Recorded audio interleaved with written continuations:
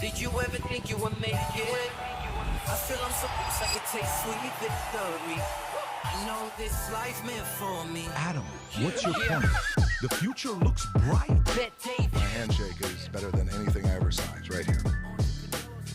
You are a one-of-one? My son's right about I it. don't think I've ever said this before. Rob, I got to tell you, if this continues to happen with Jake defending Vinny every single freaking time he falls off the wagon, I'm going to have a problem here. Every single time I come in. It's like Jake's like, it's okay. Vinny's having a bad day. Just give him a break. Every time I have to deal with this, Vinny, wake your ass up, Vinny. Let's go. My goodness, every time, Vinny. I'm so sorry we're late, guys. It's getting old. You and Jake. Jake's like your agent defending you every single time, Jake. This is it. Oh, so much I'm pizza. sick of it. We had pizza. You know, one, I have to deal with him. Then I have to deal with having to repeat myself 3 times to Tom. Sorry. And then Those Adam are rough. can't stop doing podcasts with Dave Smith. It's like every single time I'm getting out there with these guys are becoming buddies, doing stuff and Best friend. talking about expertise in the comedy industry. But we're figuring this thing out, folks. As a bunch of amateurs, we're trying to see what's going on here with stories. I'm sorry, Pat. Did you say something? Yeah, that's right. I have to say it 3 times. But we will figure this thing out, okay, collectively. We're getting better. The survey's making everybody, God willing, get better. And if it doesn't, we'll go back to selling gym memberships at Bally Total Fitness, some local gym membership here. But anyways, let's go into some stories. Some crazy things happened. A bunch of important, powerful people went to China. I don't know if you heard or not. This guy who is the leader of the free world. They call him President Donald J. Trump, took a bunch of billionaires and successful folks to China to negotiate. There was a lot of back and forth that happened. Trump said this is the first time ever where a relationship has been this long. And then Rubio made comments about Taiwan. Taiwan was like the main topic. You know what China kept saying, Vinny? Just to kind of give you an idea. It's like, well, you know, they're talking about we'll send you 200 Boeing for the first time in 10 years. I think they did a contract to sell potentially China purchasing. Did you just have a hiccup? I had a Yeah. China's I've been- purchasing. it's a rough China I had a lot of root purchasing- beer last night. China Chill out. purchased potentially purchasing 200 Boeing aircrafts, but then at the same time, they're thinking about selling 75,000 chips to Alibaba, Tencent, ByteDance, JD.com, Foxconn, Lenovo to China through NVIDIA. And a lot of people are like, wait a minute, what are we talking about? Even there was a little bit of a bump on the stock market. I know you were watching it closely. Then on top of that, with Xi's warning multiple times about Taiwan topics. The Taiwan issue is the most significant concern in the China-U.S. relations. If addressed properly, stability, conversely, and mishandling, it could lead to clashes and conflict. By the way, again, China's red line. The Taiwan issue lies at the heart of China's fundamental interests. And then Rubio turns around and says, well, too bad because the U.S. policy towards Taiwan is unchanged. Period. Can you imagine this guy? It would be a terrible mistake for China to try to take Taiwan by force. And then Taiwan comes out and says, hey, with gratitude, we just want to say we're expressing gratitude for Washington's long-term support and views, actions, attributing to regional stability positively. So Taiwan's like, yeah, you guys backed us up. So anyways, there's a lot of stuff going there. Then out of all the stories, listen, all these things that's going on, you know what was Tom's top story? Tom's top story that we lost Tom for about 17 minutes this morning is the playlist. And one of the songs on the playlist when the president arrived, they have this one song. Don't show it yet, Rob, because I know this is a big hit for Tom. You guys got to see what the song was. And maybe Tom will have to perform it because of how celebratory it was. Celebratory. For him, it was impressive. So we'll let you know what that song is. Couple other stories. If Drake is making this song that's coming out, taking shots at LeBron, if you haven't read the lyrics, it's crazy. He calls out a bunch of different people. He gives compliments to KD and even a couple other shots he takes at folks. But one of them was specifically to LeBron. And it's kind of weird because many years ago when LeBron came out, I think Drake's first song or one of his first songs was about LeBron. I think a lot of the lyrics, right? And we'll talk about that. Tom's got he specializes in hip hop, so we'll go to him for his analysis. Thomas Massie, some interesting things going on with Thomas Massie. Humberto Celis, please talk about it. We will. Cuban Raul Castro indicted. And, can you imagine Castro's brother, who for what he did in 96, Rob, is being claimed of the plane that was attacked. I think it was bringing humanitarian aid. And now we're going back. So it's very interesting what's going on with the way they're sequencing on how to take over Cuba. And we'll watch that. Karen Bass, if some of you guys know people who who have used meth and use meth regularly. You know, once you get there, it's very tough to get off. She comes out and says these people who use meth don't have teeth. They can't eat. We have to get them teeth to be able to eat. That was one of her campaigns. And you know Spencer Pratt's going to jump on top of that one when you say something dumb like that. So we'll address that. And then aside from that, there's a kidnapping story, devastating, 4-year-old. Vinny's got thoughts on that story. And then I got a couple other things here. British, this is a very weird story on what's going on in UK. This 18-year-old kid, I think he's a finance major, is going to college. A 23-year-old guy who apparently is a Sikh comes in with a knife, an ceremonial knife, and stabs the kid. Then he says, that guy disrespected me and he offended me. Cops come, they put the 18-year-old kid in handcuffs. White guy. Sitting on the side, he bleeds to death. Yep. Oh, my God. Yep. In UK. Yep. And you're telling me that's normal? Like you defended that guy offended me by saying some words. We'll address that. I mean, by the way, no one's talking about that. The mainstream's not going to talk about that because it goes against the narrative. And then this new movie coming out, Odyssey. Can you imagine? It's about the history of, what happened in Greece and Greeks and all this other stuff. Not a single person that was casted for this movie is Greek. Not one. And not only that, Sonny Hostin is now trying to tell us that Helen of Troy was somehow... The African of wait, you have to see it. I can't even say the word. Tom's got a good point. Tom says maybe she's talking about a Helen from Troy, Michigan, who was African American. Okay. So that's why we need Tom around here. Helen Williams, who's part of the League of Women's Voter from Troy, Michigan. And Musk loses it, saying what a dumb thing for these guys to do. A grades are suddenly not a big deal. Everyone apparently in school is getting A's. I was counting how many A's I got in school. But apparently everyone's getting A's today in school because of ChatGPT. And Tom's wife, who's been a teacher for quite some time, she has a way of tracking who is using ChatGPT and who's not. And on top of that, even though A's are climbing, there is one test score that isn't. Matter of fact, it's declining. And it's important for parents to know this. Tom will give us insight on this. And then Kamala Harris came out and revealed their hand of what they want to do. And by the way, for some of you guys that think Kamala will never run again after a devastating 107 days that we all had to listen to that voice, it was a very difficult. I can listen to Obama for hours, his voice. Bill Clinton, soothing voice when he speaks. Joe Biden's voice. You can listen to the guy's voice.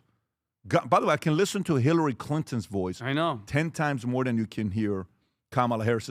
Whenever we play a clip by Kamala Harris, 60% of viewers quit.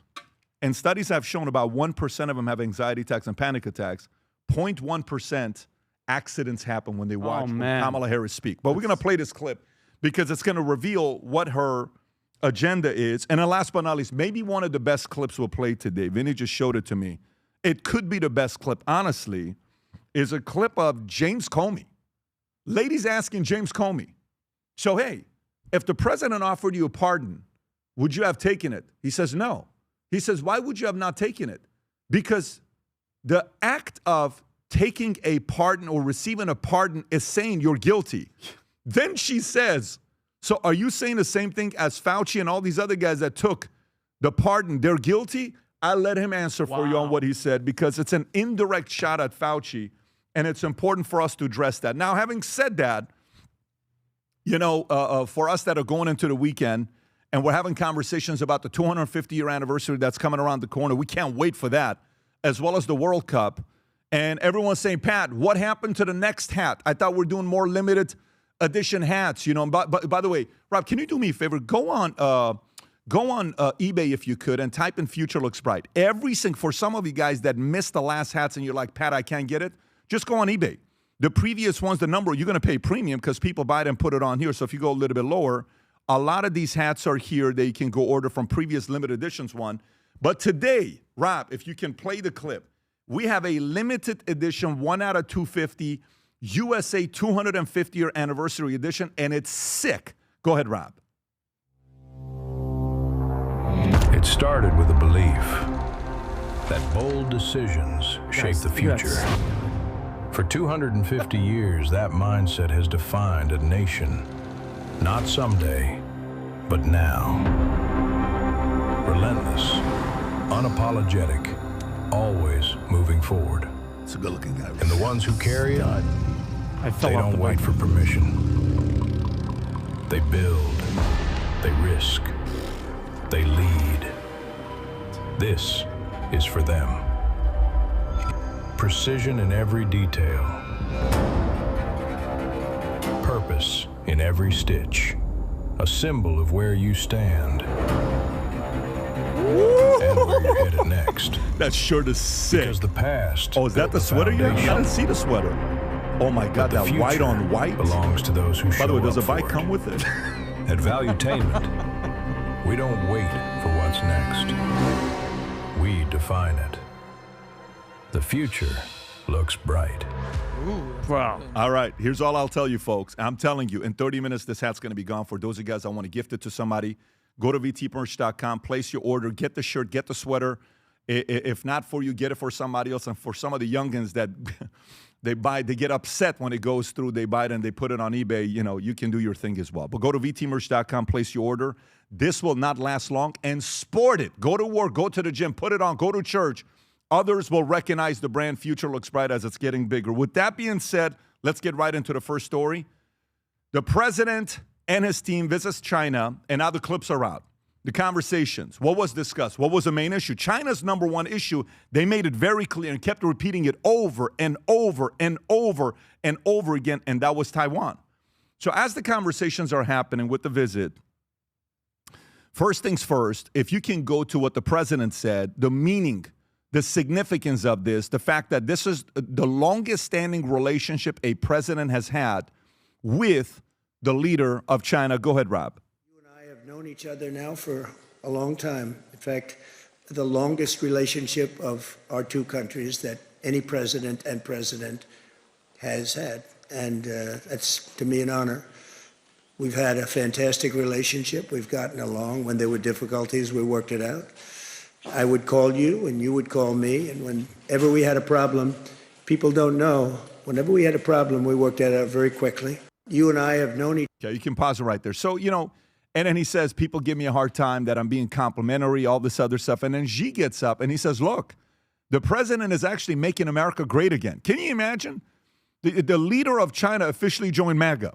Okay, 1.3 billion people that can no longer vote, cannot vote, but officially the leader of that 1.3 billion people is MAGA. Go ahead, Rob. Also, the 250th anniversary of American independence. The over 300 million American people are reinvigorating the spirit of patriotism, innovation, and enterprise, and ushering in a new journey for the development of the United States. The people of China and the United States are both great peoples.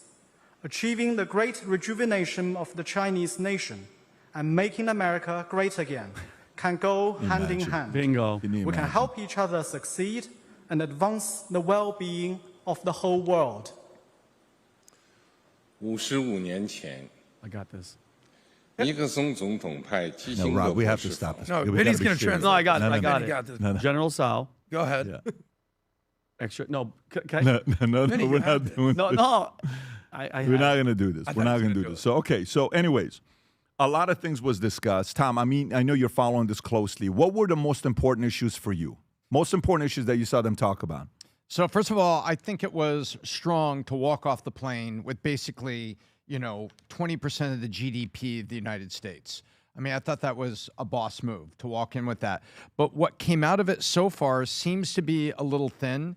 I was kind of waiting on Taiwan. I was waiting for Trump to be Trump. You know how he trolls?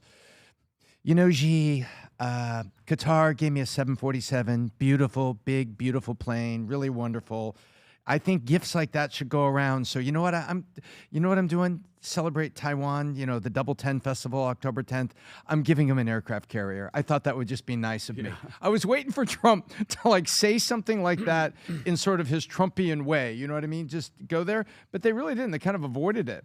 But what came out of it on the economic side seems kind of, I was expecting a little more, but I'm glad to see what's there. But I was a little concerned about, we've been talking about not giving advanced chips to China, and now yesterday they said NVIDIA can sell the H200, which is a powerful chip, to China. 10 Chinese companies can buy the H200, and yesterday NVIDIA's... Up to 75,000 of them. Yeah, and yesterday NVIDIA was up $10 yesterday. went up 10 immediately, like from 225 to 235. And then Citi, Jane Fraser was there, CEO of Citi, and she was given permission to get through the regulation in China, and now they're going to operate a big securities business. Boeing got 200 planes. The rumor was they were going to buy 500, and then Besant came out along with Jameson Greer, the U.S. Trade Representative, and said, "Hey, the Board of Trade looks like a go." I think that's a positive thing to have a discussion. Ongoing discussion back and forth about trade and tariffs. I think that's progress. Do I think China's still going to cheat? Absolutely. Do I think that's progress? Yes, I do.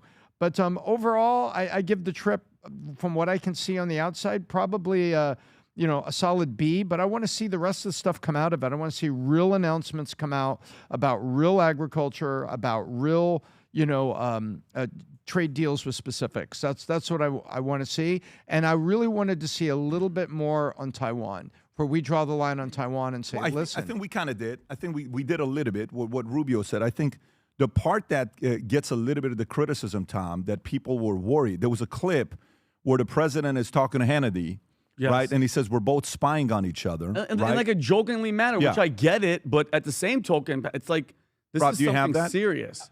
Yeah, so there's a clip where they're saying, look, they spy on us, we spy on them, which, by the way, he's not lying. He's true. He's right that they're both spying on each other. For 50 years, he like jokingly for says 50 it. years, there's a clip of I might have sent it to you, Rob, if I didn't. Yeah, so, but the point is, like when he's saying spying on each other, we spy on you, you spy on us. One of the talks was that on the criticism side of the president was saying, hey, allowing China to buy more agriculture in America, which, by the way, there's a lot of people like, we don't want these guys to buy any land here with us. Of course. Yeah. And we caught some of their spies trying to come over and poison our freaking fields. Right. Like agricultural freaking terrorism. Right. And that happened in different places. Some are saying that's also what happened in Florida for the orange farms that took a big shot here last 20 years, down 85, 90%. So, and then the other part, was this it, Rob, on the spying? Yes, sir. Yeah, go for it. It goes for the Department of Justice. It's the bureaucrats inside. Oh, here we go. He said, we spy on them too, I guess, So some people thought that was cute. Other people said, nah, you don't have to say that. I said, I sort of do. No, we do things and they do things, and that's the way it is. Now, with that being said, I spoke to him very strongly about that, and I'd like to see it taken care of. But they've been doing that for 50 years. Will we see a change? In other words, will there be an improvement with trade? Fentanyl is way down coming into the country for two reasons. The border's strong, but it's also down because they're sending less. We taxed them. I gave them a 20% tariff, and because of fentanyl, it was like a penalty.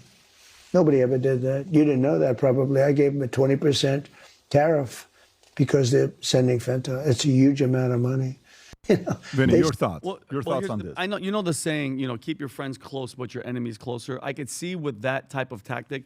Tom made a really good point at the beginning, Pat, about how much money did you say, Tom? Well, what was the amount? It was $12 trillion worth of companies and people there. Elon Musk of Tesla, Tim Cook of Apple, Jensen Huang from NVIDIA, Larry Fink, BlackRock, Jane Fraser, Citigroup, Larry Culp from GE Aerospace, and then Kelly Ottenberg from Boeing, and then, Pat, they have executives from Meta, MasterCard, Visa, Illumina, Goldman Sachs, and Coherent. So, dude, they had serious thing there. I think a deal, Tom, a big deal is on the horizon. But at the same time, the last time that the president visited Beijing was November 2017, 9 years ago. And right after that, what happened?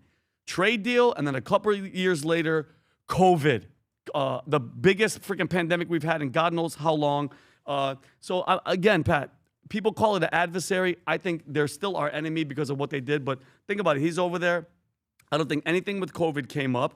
When we're talking about the spying, we just found out another mayor has been a spy for how long? I know he's saying that we're spying there. Arcadia, California. If our spies suburb of LA. If our spies are getting caught over there, they're getting killed, okay? Because we don't hear nothing about them. But think about the history, Tom. Spy balloons during Biden's administration, and nobody said anything. They're buying farmland next to our military bases by Malmstrom Air Force Base, where I was stationed. Remember, I forgot what year it was. Many of them. Many of them. And then they had a secret Chinese police department in Chinatown in Manhattan. And it's just, Pat, I'm just very weary because, this is, again, our adversary. They are our enemy. I understand doing business, and I want to, build a relationship. But then Trump approved what? Trump's saying that they could bring 500 foreign students here. 500,000. 500,000, I apologize, to buy land, Pat, and take away from America. And I understand, I'm not going to try to act like I'm a geopolitical professional. I don't trust China at all, period. And the one thing I wish he could have asked Xi in front of his face is, hey, COVID, we know, we don't think, we know, we've proved it came out of a freaking lab in your country in Wuhan where Dr. Fauci is implicated. What's up with that? Any investigations? Nothing. So I wish he would have got a little bit harder with that part. Adam, your thoughts? Well, China was supposed to replace us as the #1 country in the world in 2025, I believe. Mm-hmm. Made in China 2025. Exactly. Yep. And they failed miserably. So let me just be super clear. China's not in America's league. We were sold because a lot of our manufacturing went there and basically our politicians basically bowed to China. Because of Trump, America is by far the #1 country in the world, and it's not even close. We were told that China was supposed to surpass us. Let me just give you some quick stats. What is our GDP versus theirs? Do you know it off the top of your head? Do you know it? 30 trillion to 19 trillion. So China would need Germany, Japan, and Saudi Arabia's economy to somewhat equal United States. We have the #1 economy in the world. GDP per capita, do you know what it is in America versus China? $90,000 in America, GDP per capita. You know what it is in China? $14,000 per person. Damn. That means you make $14,000 per person in China, $90K United States. Like Drake says, like Kendrick Lamar, they ain't like us. Okay, we have the #1 world's economy, #1 military, #1 in innovation, #1 in energy now. Who needs who more? I would argue China is not in our league. They need this meeting way more than us. Yeah, so again, they do, for sure. And Trump went in a way where, just visualize if Kamala would have gone. Who would she have taken? Probably 6 transgenders. She would have probably taken Dylan Mulvaney, and they would have sat there trying to negotiate, and they would have sold everything we have to them instead of the ceremony that happened here. She would have had the CEO of Smirnoff get off with her. Yeah, so if you see the ceremonial events that they put together for him coming there, they know what this is. They know who's the boss. Yeah, and they know Pat, but they know, she knows that he loves, look how happy Trump is, because there's people that are like, and they're trying to make him happy to the point where they're all going to go to a factory after. They wanted to make a song, like they knew what his playlist was, paying attention to details. Tom, do you want to talk about what it was on that one menu of songs that they were going to play? Yeah, they had the equivalent of a state dinner, and we can see the here. And during the state dinner, they said there would play plays. I mean, look at this. It's a very elegant brochure. They got the White House there. They've got Beijing right there, Beijing Palace right there. Very, very elegant. The official seals up in the corner, and they have the music program. And it's like China in the glow of lights, Edelweiss, the butterfly lovers, We Are the World, A Wish Fulfilled, Ode to the Pear Blossom, and the last one, YMCA. It's a state dinner lineup, very elegant. John Philip Sousa, they have a Sousa march, very elegant. You know, a orchestral band playing there. Look at the detail and look at the silverware and the chopstick holder. I mean, this was elegant. This was very elegant and put together. And right there at the bottom of the playlist, Pat, YMCA. Hang on a second. I'm getting a text. I have a text. Hang on. Okay, Tom, this Melania, is Melania, please, sir, Dad jokes. Melania, please stop singing that. You paid attention to the poll on entertainment like it was. Melania called it the gay national anthem. No, I wasn't. Melania said what? No, Melania calls that song the gay national anthem. Is that what he says it? Remember, that's what she called it the gay national anthem. Right, she didn't say that. He said that she calls it she calls it the gay national anthem. And he said that she said that's the gay national anthem. Okay, but let me continue with this on. Go aheade. It's when I dance to at the end to. She hates when I dance to what's sometimes referred to as the gay national anthem. You know that. She hates it. You know, that song was number 5 32 years ago, and it went to number 1 32 years later. There's never been anything like it. It never hit number 1. It was number 5 32 years ago, and it went to number 1 for months during the last months of the game. We love that song. But she goes, darling, please. You know, she's a very elegant woman. She goes, darling, please don't dance. It's not presidential. I said, it may not be presidential, but I'm leading by 20 points in the poll. Oh, my God, it's so funny. Yeah, so you have that part. Now, going back to the fun, everything here, Yes. we're glad we're having a president. So Xi did to Trump what Newsom did to Xi when Xi went to California. Just to put in perspective. Yes. Xi did to Trump above and beyond what Newsom did to Xi when Xi went to San Francisco, and they kind of Agree. opened it up. So they're kind of showing the best, and hey, we want to make sure you feel good about it. Now, the part about Taiwan, Tom, that a lot of people are saying, like even you said, I don't know if it's going to happen, it's not going to happen. So this is the part, messaging from everybody. Yes, we saw the chips with NVIDIA, $75,000 chips to each of those companies, Alibaba, Tencent, ByteDance, JD.com, Foxconn, all that. Yes, the 200 jets confirmed, Boeing being sold at a price of $21 to $24 billion estimated value. Yes, you know, they were supposed to do 500, but when it came down to Taiwan, Xi was not changing. And even there was a moment where they asked about the topic of Taiwan to Trump and Xi, and it was an awkward moment. Rob, do you have that clip? Watch this moment here on when they ask about Taiwan. Neither one of them want to comment on it. Go ahead, Rob. For your talk, sir. It's great. Did you talk about Taiwan? Great place. Incredible. China's beautiful. Yeah, China's beautiful, right? Unscripted. China's beautiful. Now, Tom, I'm going to come to you with this one here first. Xi warned, okay? This is a Xi to Trump private sessions, Chinese FM readout, May 13th. The Taiwan issue is the most significant concern in the China-U.S. relation if addressed properly. Stability. Conversely, mishandling could lead to clashes and conflicts. This is Xi, privately, okay? China's red line. The Taiwan issue lies at the heart of China's fundamental interest. Foreign Minister Lin Jian, okay? Xi pressed Trump to publicly oppose Taiwan independence. Xi pressed Trump to say, hey, leave these guys alone. Then Rubio's counter, Rob, if you have the clip with Rubio was like, no, this is not what we're doing because, you know, the whole part of why this is creating a conflict is because Trump was about to sell $11 billion of arms package to them, and they authorized the largest ever Taiwan arms deal, but has not begun fulfilling. China demanded Washington honor its commitments. And this is in December 2025. So here's what Rubio had to say. Go ahead, Rob. Yeah, U.S. policy on the issue of Taiwan is unchanged as of today and as of the meeting that we had here today. It was raised. They always raise it on their side. We always make clear our position, and we move on to the other topics. We know where they stand, and I think they know where we stand. Yeah, U.S. policy. Straight up, okay, for him to have that conversation. And by the way, Taiwan said thank you, expressed gratitude for Washington's long-term support and views actions contributing to regional stability positively. Xi is saying, hey, halt the $11 billion weapon sale to Taiwan. So you have to realize this is an interesting place because China can wait a minute, you want me to be okay with you selling to Taiwan, but you don't want me to sell and help out Iran? Why not? Oh, good this point. is a double standard. So they're probably going to use that in the negotiation tactics to see who has what leverage. Tom, where do you stand with this? Where I stand is this: don't sell that stuff to them. And To Taiwan? Yeah. So when they say that, stop. Don't do this. What they're really saying is, we're going to take it. We're going to take it. And if you're selling this, you're going to make it more bloody. Because if we don't jump in, or Japan offers support, or even Australia offers support, naval support. Japan, Australia, they could get there very quickly. They could be part of a blockade. If no one jumps in, they're just going to take it. That's what they're telling you.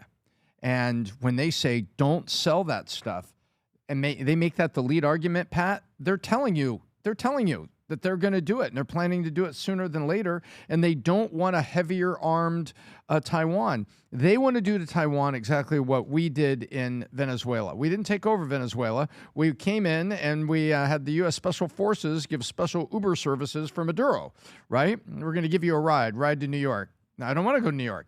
Too bad. Get in. No, here's your tracksuit. So it's like, and we took them. So that's what's going on. China is very, very clear. They're going to do this. And I think you can do it with an overwhelming military threatening force without bloodshed. And I think that's exactly what China has in mind, and they do not want Taiwan to have significant new weapons to fight back, because now it becomes bloody and now it becomes big. Yeah, and by the way, while this is going on with the Taiwan, I think that's a massive issue, because I think the Taiwan issue, China's going to say the same with Iran, which is interesting how they'll handle that, okay?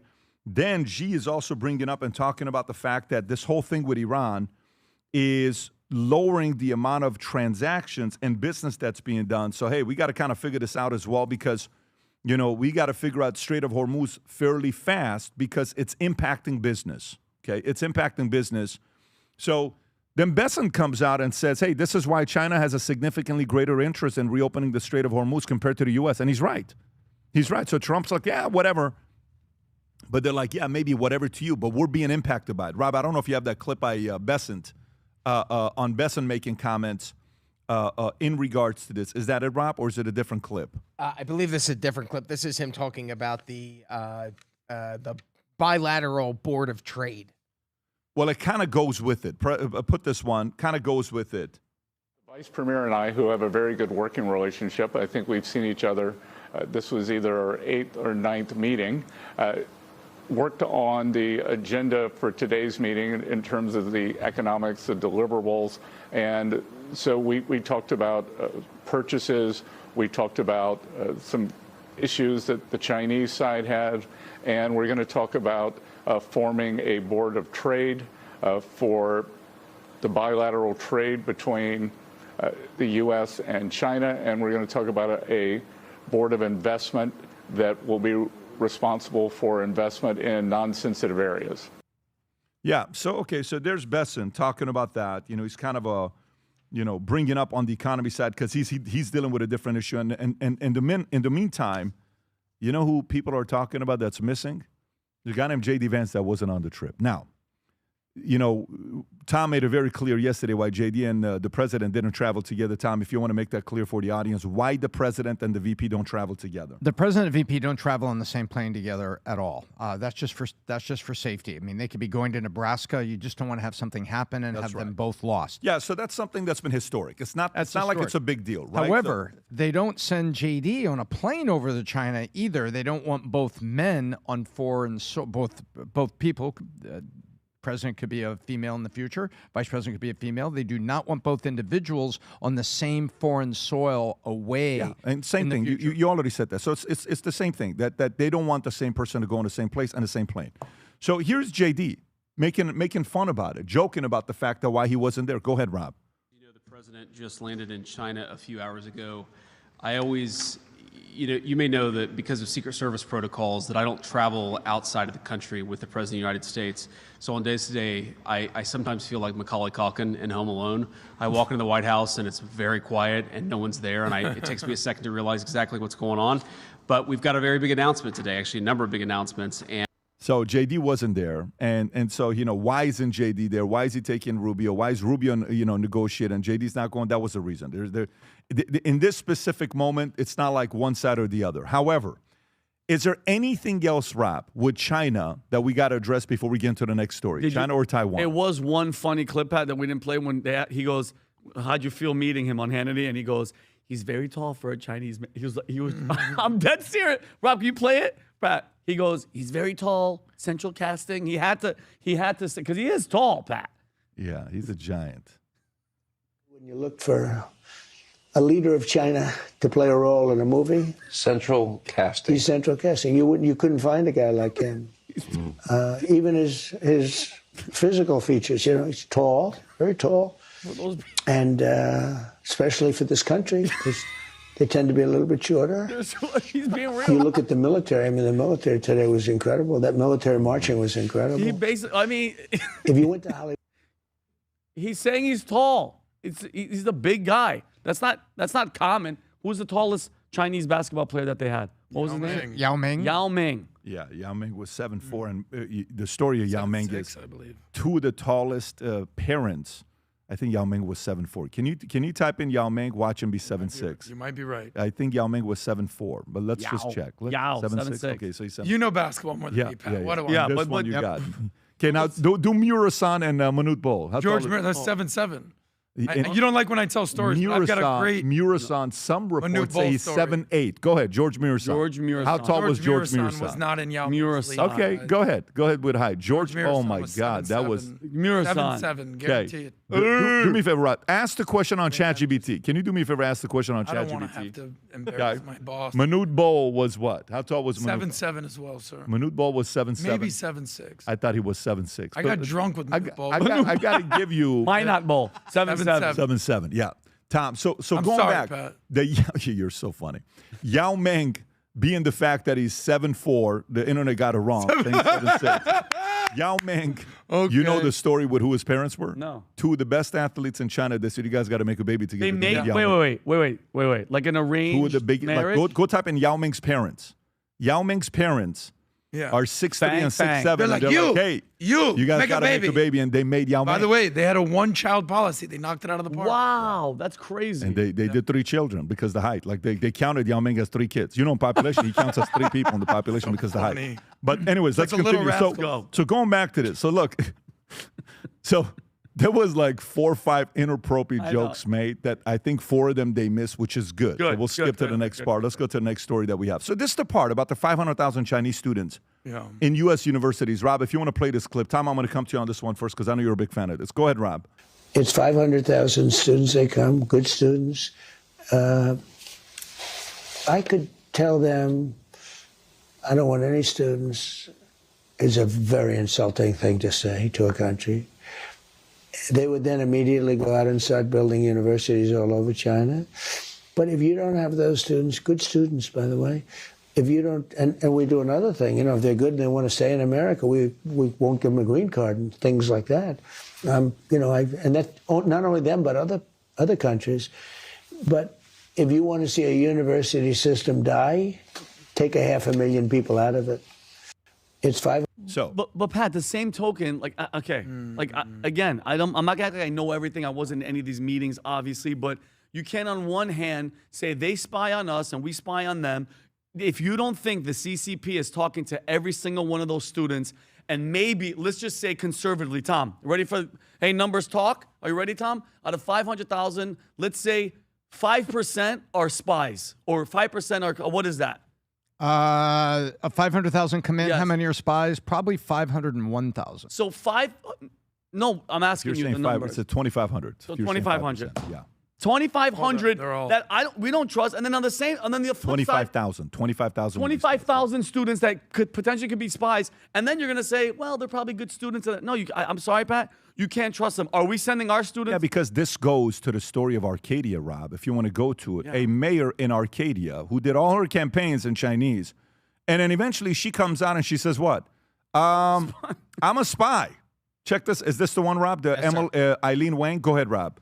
Now at 11 from secret messages to pro-China propaganda. The SoCal mayor accused of acting as an illegal covert agent for Beijing for years. Good evening, I'm Micah Omer. And I'm Cher Calvin. The mayor of Arcadia has now resigned and taken a plea deal after the FBI says she admitted to secretly serving the interests of the Chinese government. Carlos Saucedo live in Arcadia for us tonight. Carlos. It looks like a real-life anchorman. Micah, Cher, the city of Arcadia is without a mayor tonight after Eileen Wang stepped down following these federal charges. Now, she's accused of acting as a foreign agent for the Chinese government, and tonight the Trump administration is weighing in. Arcadia, That's Eileen Wang in the 2022 campaign video when she was running for Arcadia City Council. So this is on Monday. Did they not see that one coming? Where is like Arcadia she is like speaking like complete Chinese. Well, like, apparently, and this is allegedly, Eric Swalwell wanted to spy on her. Really? And because that's his type, and you couldn't do it. She doesn't get bang. But the point is, so this is the part. It's a real issue that a lot of Americans are worried, saying, "Hey, wait a minute. I thought it's America first. I thought it's about us first." And it's like, no, it's really the education. And Humberto made a very good point about, you come here, you learn the system, and then you take the stuff back, and you're doing what you're doing over there. No. And then also at the same time, it's like if the U.S. educational system is not performing, and it's losing, and it's going in a direction where we're seeing what results it is, well, maybe some of them got to go out of business. This is 500,000 customers you're bringing to some of the guys. So that's the criticism of the educational system. Rob, you're so funny. You pull up this clip right now to go to it. But yeah, oh my, I'm already laughing playing this. This is, by the way, this is our current educational system on how well our students read in some of the markets. Where is this, Rob? Philadelphia. This is Philadelphia. Go ahead, Rob. Read the index card for me. She wore a suit, clothes that were. Are you serious? Who's this for? Oh my! This is a joke. Extraordinary, but somewhat Gertrude? No, explain what that means.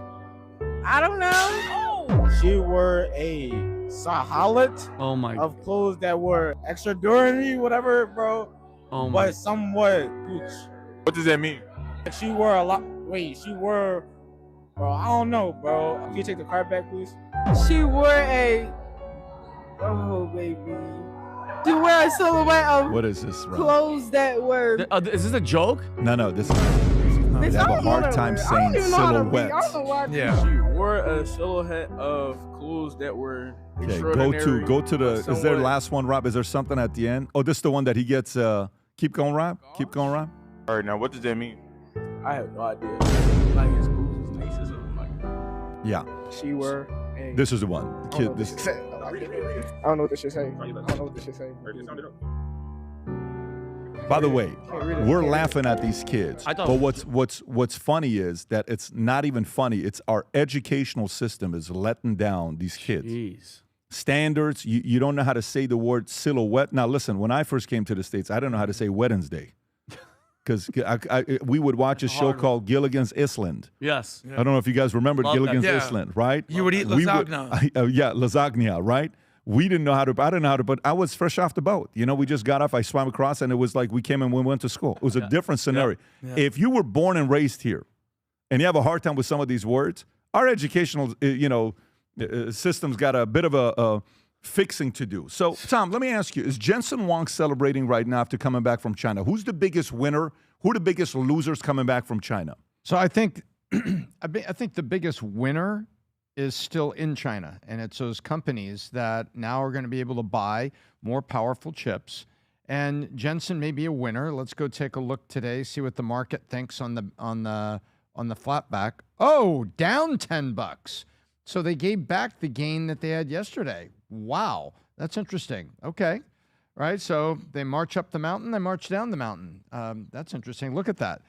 Up a day ago, $10, and now down. So winners and losers. Are there any clear winners and losers with this? I think NVIDIA is a clear winner. I think all those companies in China that got the more powerful chips are clear winners.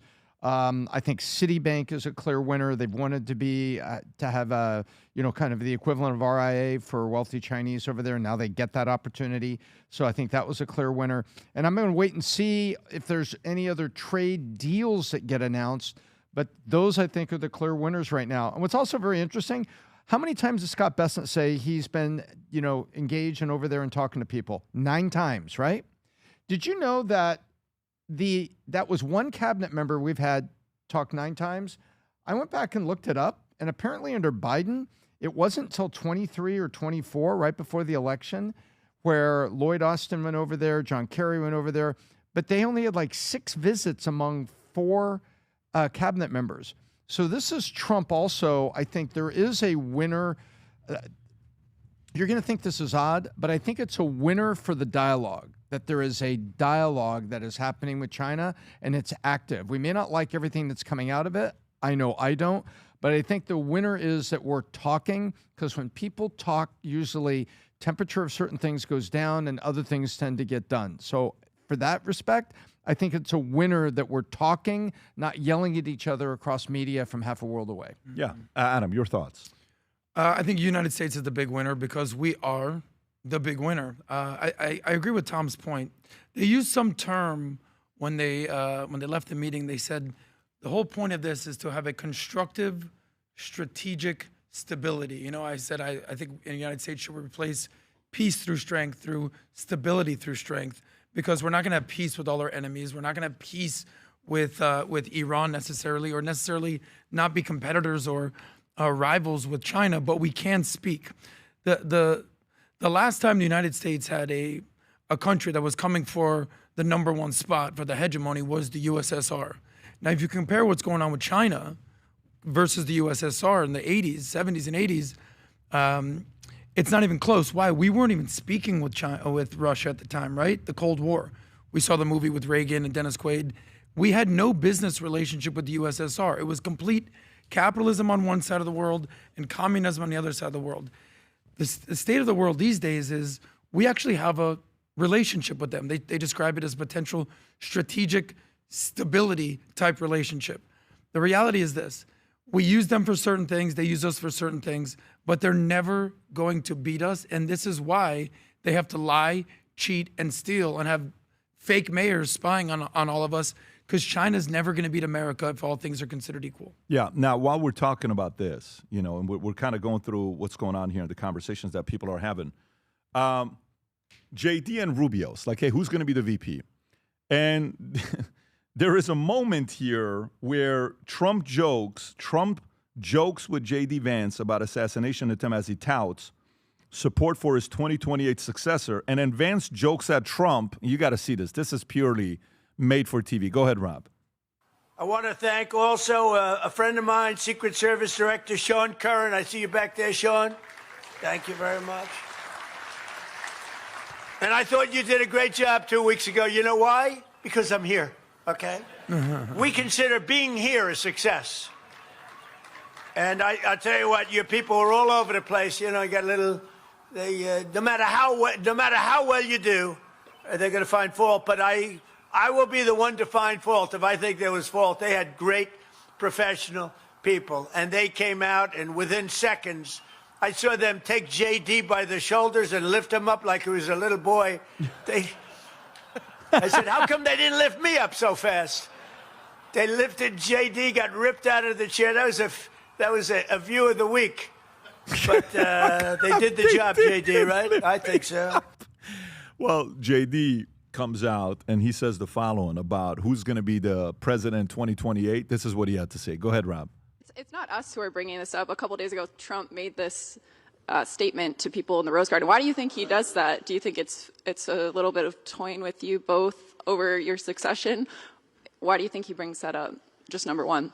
Well, I just don't think it sounds like the President of the United States to have a televised competition for who would succeed him as his apprentice. I just think that's not at all what you would expect the President to do. That was good. But no, I think the President, he's always been fascinated by politics. If you talk to him, he was fascinated by politics 30 years before he ever ran for office. So I think it's natural for him to, joke around with us a little bit, to play around with the idea. But I can tell you the President is as focused as any of us on making sure we do as good of a job now for the American people. Yeah. So, hey, he's kind of playing with Apprentice and Rubio, Trump, all this other stuff. That was good. That was good. That was good that that's happened in the exchange. Vinny, where are you at with this, with the whole Rubio and Vance stuff? I think it's too early for like the fireworks. If you think about it, once we get to a year out, then it's they're gonna have to be going after each other. It's inevitable. And I think the split is gonna be depending on the Iran war. Rubio is gonna be the Republicans' choice. Strength, war, and all that stuff. And JD, and remember building up, Tom. He was in those meetings. And the president said he was, I quote, less enthusiastic about the war and all that stuff. And then all this joking and stuff, that is going to be a one day you're going to see, boom, shots fired. No pun intended. It's going to be going after his throat, and then the whole movement is going to split.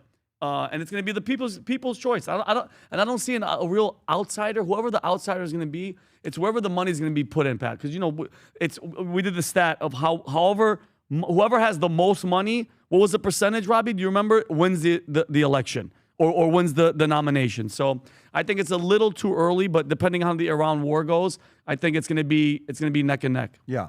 Let's go to the next story. Tom, next story I'm gonna go into is this story about what happened in Cuba, where Cuba's got some interesting thing going on there. A story comes out about U.S. takes steps to indict former Cuban leader Raul Castro because of what happened with, him over the 1996 plane shoot down. If you want to go a little bit lower, There was a humanitarian plane that allegedly was going down there. Possible charges related to a 30-year-old case that involved Cuban government shooting down 2 planes operated by a humanitarian group in 1996. Sources said any indictment would have to be issued by a grand jury after being presented with evidence in the case. News that the United States was looking to indict Castro came hours after CIA Director Ratcliffe led a delegation to Havana on May 14 to deliver a message from the president to Cuban officials and Raul Guillermo Rodriguez Castro, who's the elder Castro's grandson. If you want to go a little bit lower, the potential indictment for the Cuban leader Raul Castro, now 94, and the charges were reported by CBS News. I mean, this administration likes to go after people above 85 years old. I mean, you got Khamenei, these guys are like targeting the elderly. Well, they don't run fast. They don't run fast. The 1996, that was funny. The 1996 shoot down of 2 civilian planes operated by the Exile Group brothers to the rescue remains one of the most politically charged episodes in modern U.S.-Cuba relations, and one in which the U.S. officials are pressing. You know what it almost feels like, Tom? It almost feels like they're sitting there, and you know how we sit in a room and we'll say, okay, how do we take over Cuba? Step number 1, this is one way. Number 1 is by force. Number 2 is by getting the people to revolt. Yeah. Number 3 is prevent oil from going there. Number 4 is regime change. Regime change. Number 5 is let's go arrest Raul Castro. Okay, I almost feel like they sit in a room and have these things that they write with their phones being out. What is that? What's the room that they're making all the big decisions? The situation room. Situation room.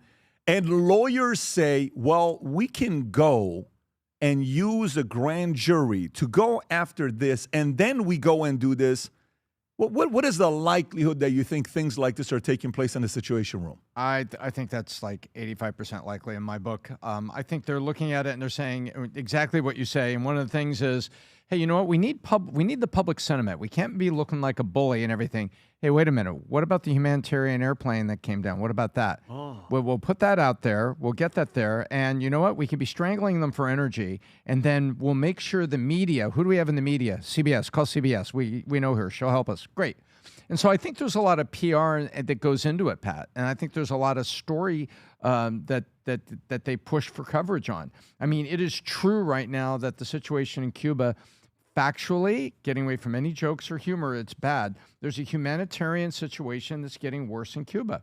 It's deteriorating. They're running out of fuel reserves. They have generators that run the water pumping plants, Pat. They're low on not only electricity, because if there's a blackout, then the power doesn't come to the water pumping plant. But if they also are a shortage of fuel, they can't run the backup generators at the water pumping plant, which means no water. So there's water shortages, there's power blackouts, and they, in the middle of the trip to China, you know who they sent to Cuba? John Ratcliffe, the CIA.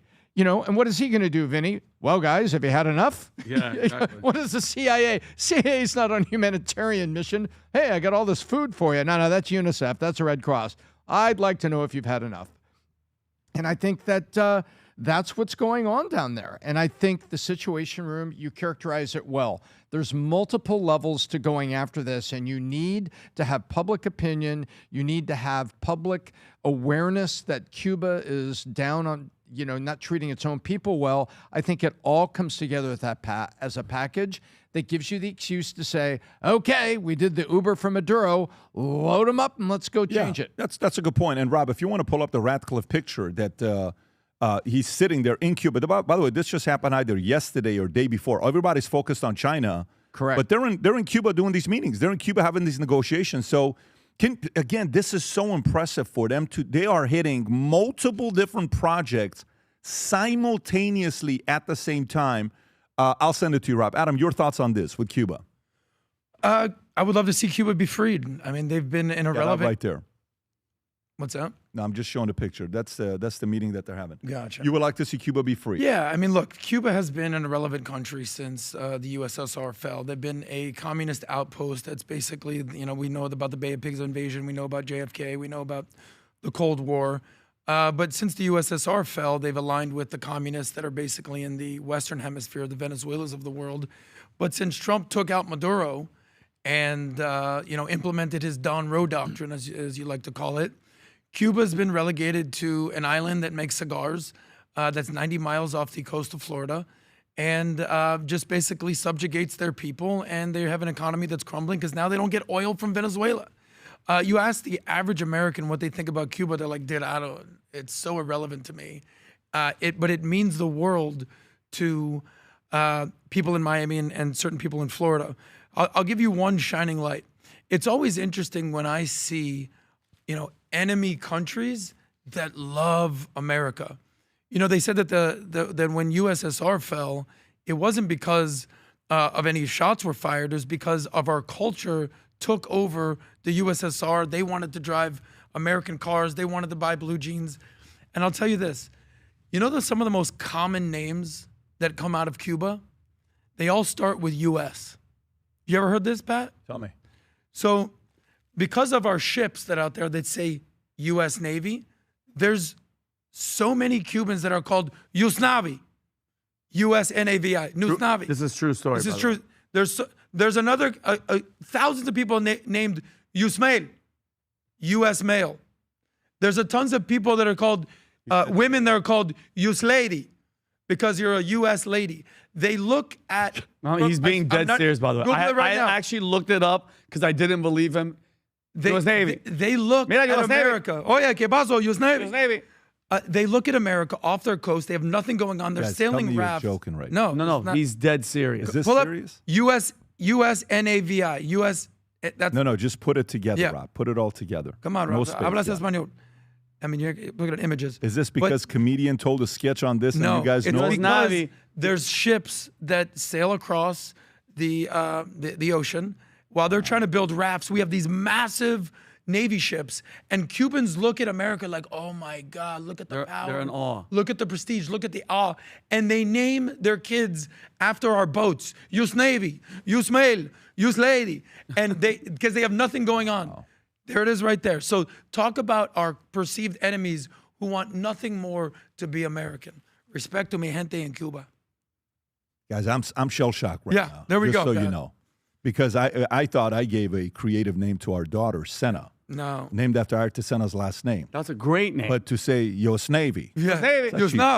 It's a US Navy. It's US like Navy. It's not a bad name, Vinny. I actually like it. US Navy. Mira. Yeah, US Navy. ¿Qué pasó? Can we get US Navy? Le doy la puerta. The part about Cuba, for whatever reason, it'd be a beautiful story. Because Cuba and Iran, it was the same time, with Jimmy Carter, with the whole Muriel boat lift that happened, and Iran happened under Carter. This guy Carter, And by the way, this is Cuba right now.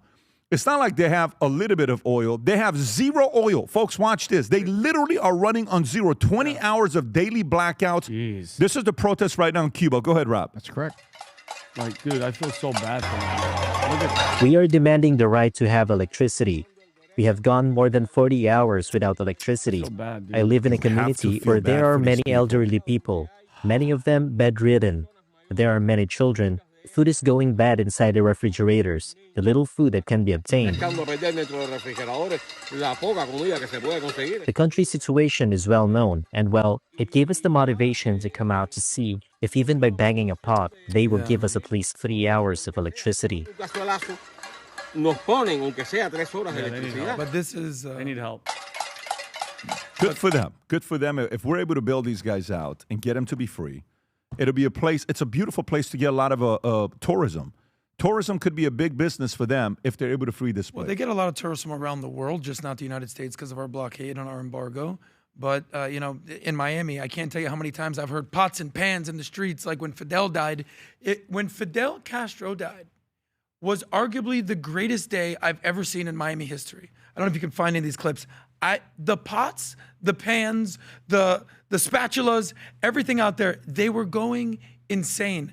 When their communist leader died, how many more examples do we need to see of communism and Marxism failing? No, I say we countries? try it one more time. Let's with do it one Mandela. more time. One more Let's time. do it in New York. Adam, It's not like the Islamism that they're doing right there isn't working perfectly. 50,000 One more times is the time. charm. And by the way, if they could get this this right turned here. around, if they could get this turned around, well, most people don't realize that the ground in Cuba is incredibly fertile. They could be a major Western Hemisphere supplier of sugar, coffee and tobacco, number one. They also have massive mineral. There's this one part of Cuba that whatever it is, it comes out of the bottom of the ocean, fills into these mountains, and it's full of cobalt and nickel, more than almost 92% of the rest of the world. So they could have that. They could be self-sufficient. It would take 10 years, but they could have a working, partly industrial, partly agricultural economy bolstered by tourism. Cuba could work.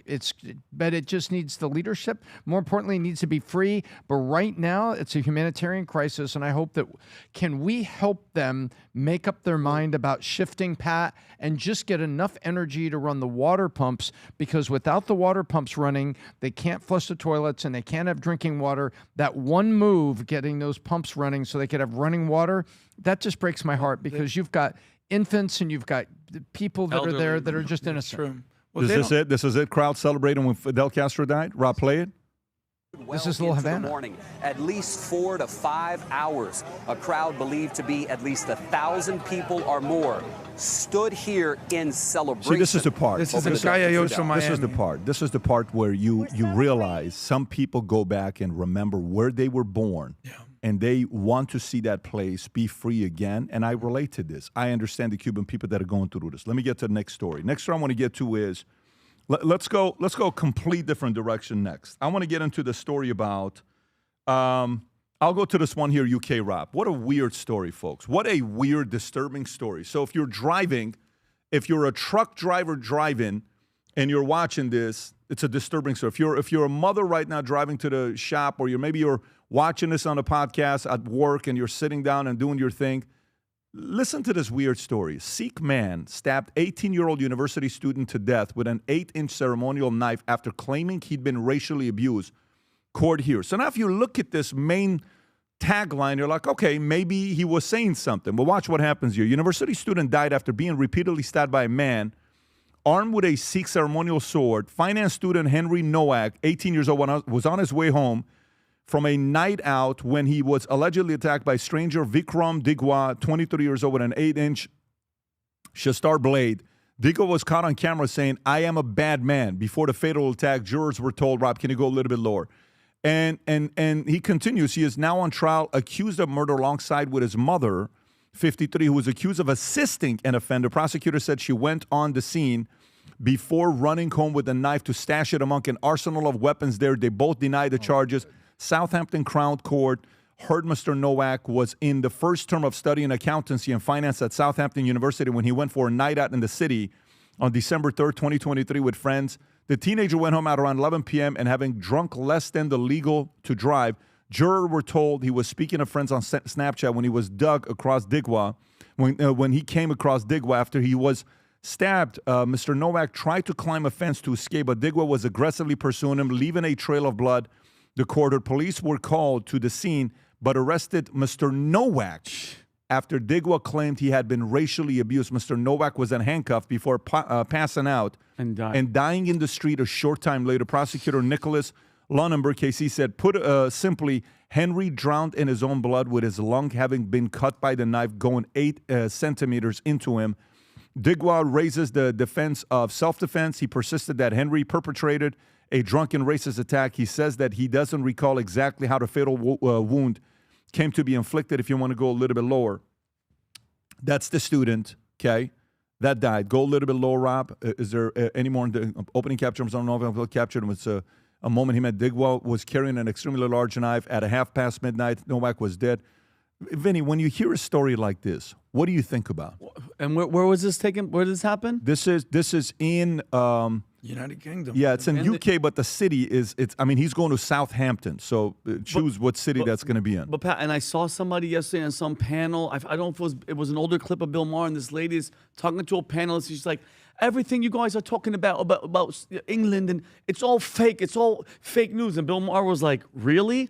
Really? Look at this case. Look at this is exactly it. And the fact that you're handcuffing the person bleeding out, that should tell you everything you need to know about what's the priority to these people. And I can't tell you how many clips I see online all the time of these soft cops when they show up, Pat, they're always going after the white person. Like when it's this type of situation, this mayhem, they're like, you shouldn't be saying this and you shouldn't be saying that. And mind you, it's a massive group over there that's coming after the one person. Okay, it's unbelievable. And it's because of people like that. It's because of people like Keir Starmer and the fact that, Pat, they've let so many people in, just like the rape gangs, the Pakistani rape gangs. They let them out. They're like, we can't. We have to let them go because we don't want to look like we're racist. This is unbelievable, and this is why I'm telling you, the UK has fallen, Pat, and there's no way coming back for them. It's over. They've opened the gates, and the people have come in, and it's over. It's over. And as a police officer, Pat, you should know that as a police officer, you show up to the scene. You were a police officer. You were military I was a military police. Yeah. Somebody's bleeding out. The hell with it. Call the paramedics. Get the paramedics there ASAP. And time out. I'm bleeding out. You're going to handcuff me. Meanwhile, the guy that did the stabbing is standing there and nothing happens to him. That's unbelievable. And I hope that they sue them. I hope that they sue the freaking government. But good luck with that. Good luck with suing them because they don't want to look racist or get the other guy in trouble. Unbelievable. Tom, thoughts?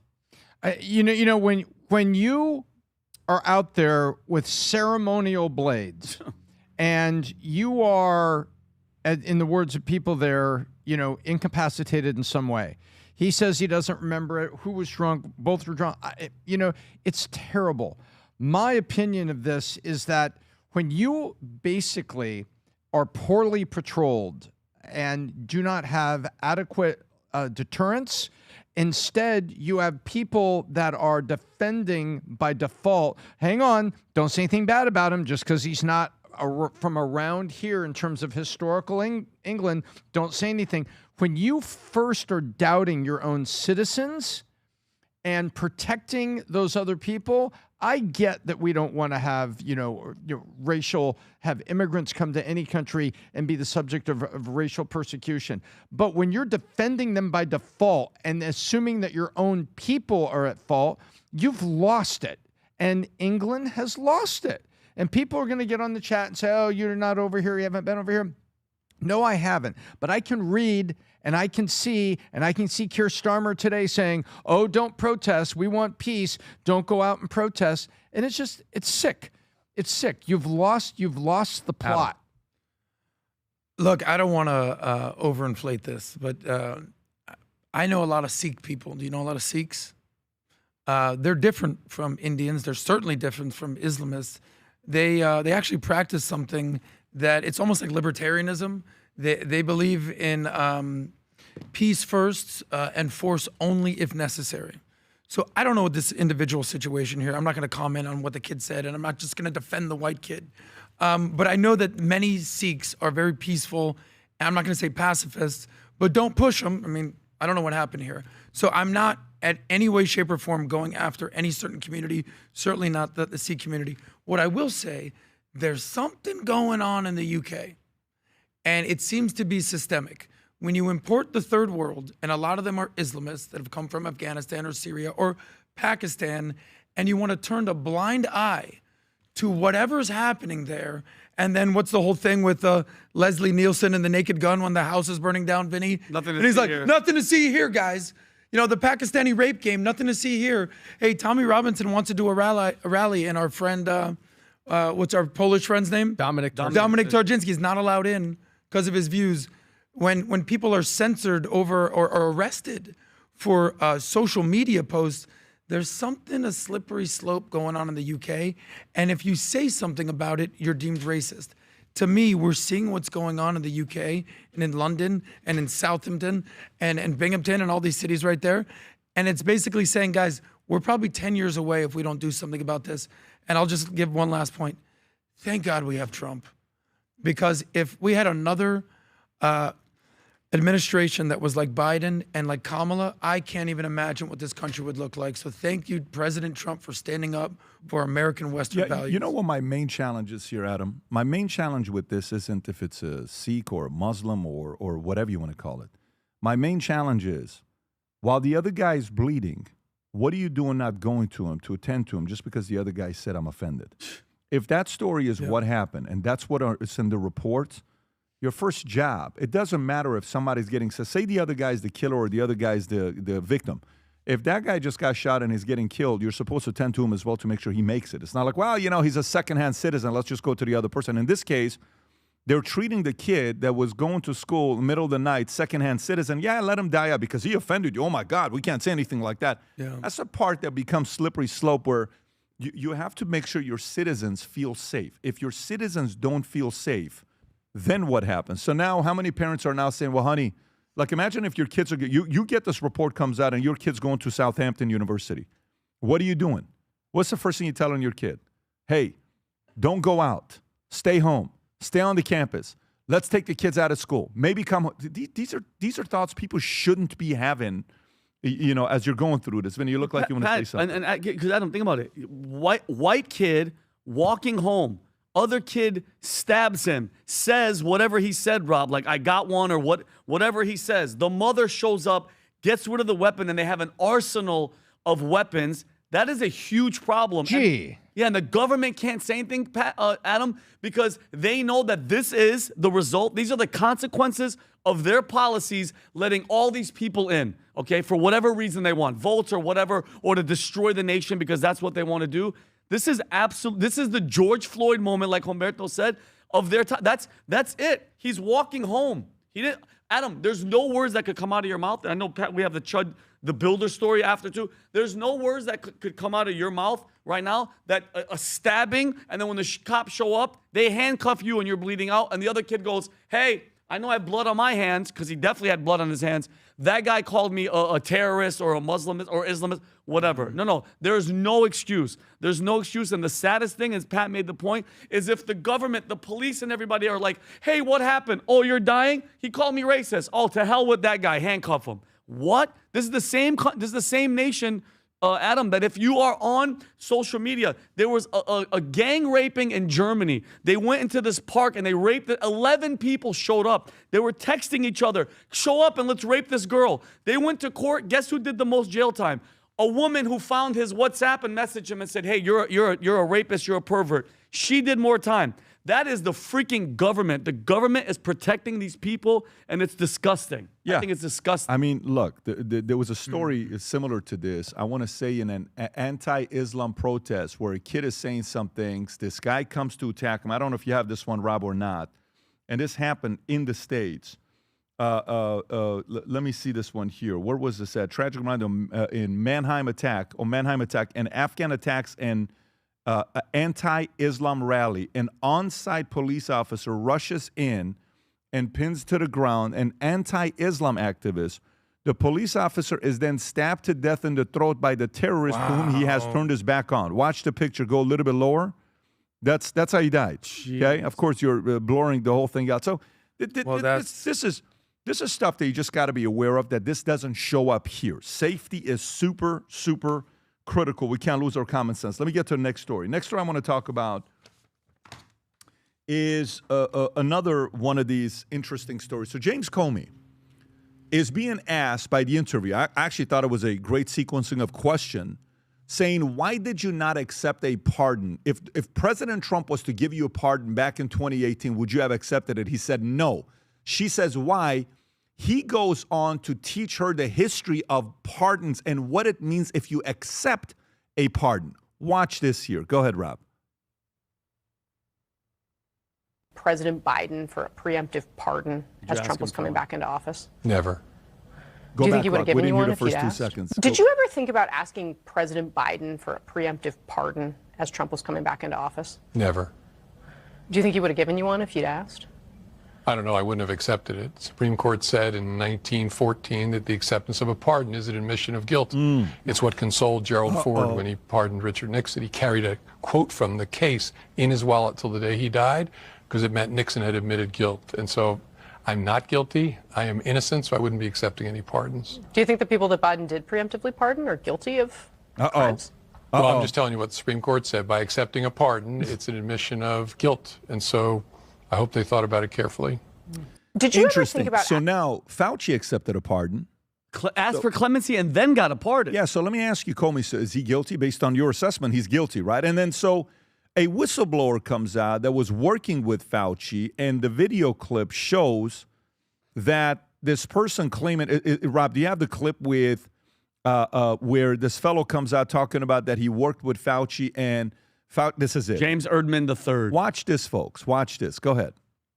Public health policy would have been very different had the American public been made aware that a virus from a lab in China was going to serve as the foundation for an emergency use authorization mRNA products being mandated by the former administration.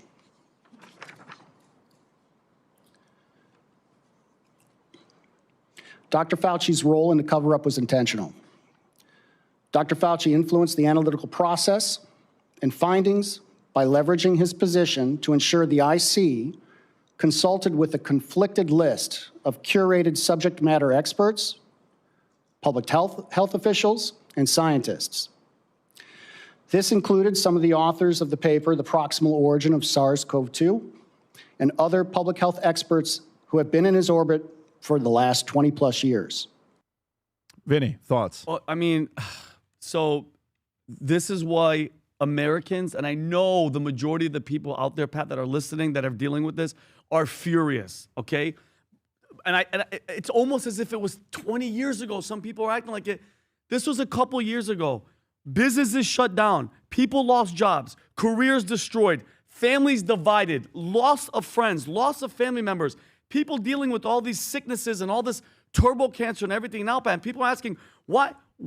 The main question, why did Fauci push so hard to steer everybody away from the lab leak theory? That's the main thing, Pat. Why? Was it because the NIH funding connected to gain-of-function research ended up in Wuhan with EcoHealth Alliance that we owned? We owned that thing. It was open during Obama. You know what I mean? Or was it because admitting the lab leak would expose the years of all the funding, the relationships, the careers, the connections?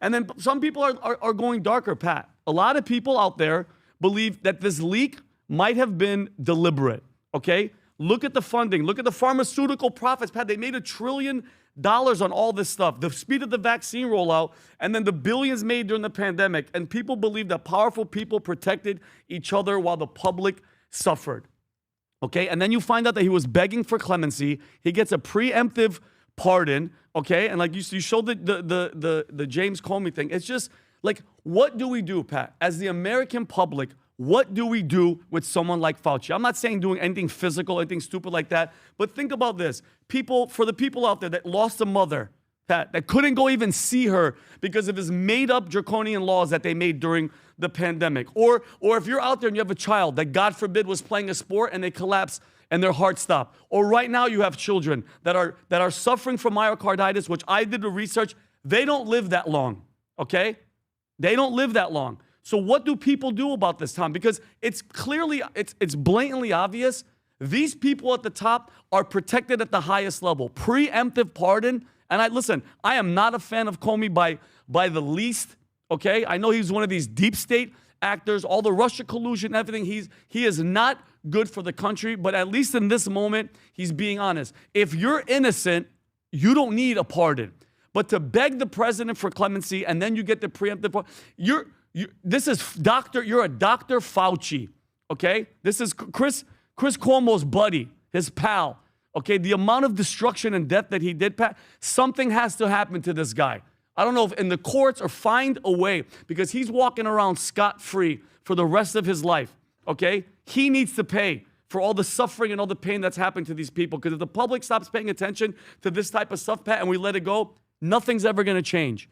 Ever. What's to stop them again? What's to stop them from this hantavirus blowing up and they do the same exact thing?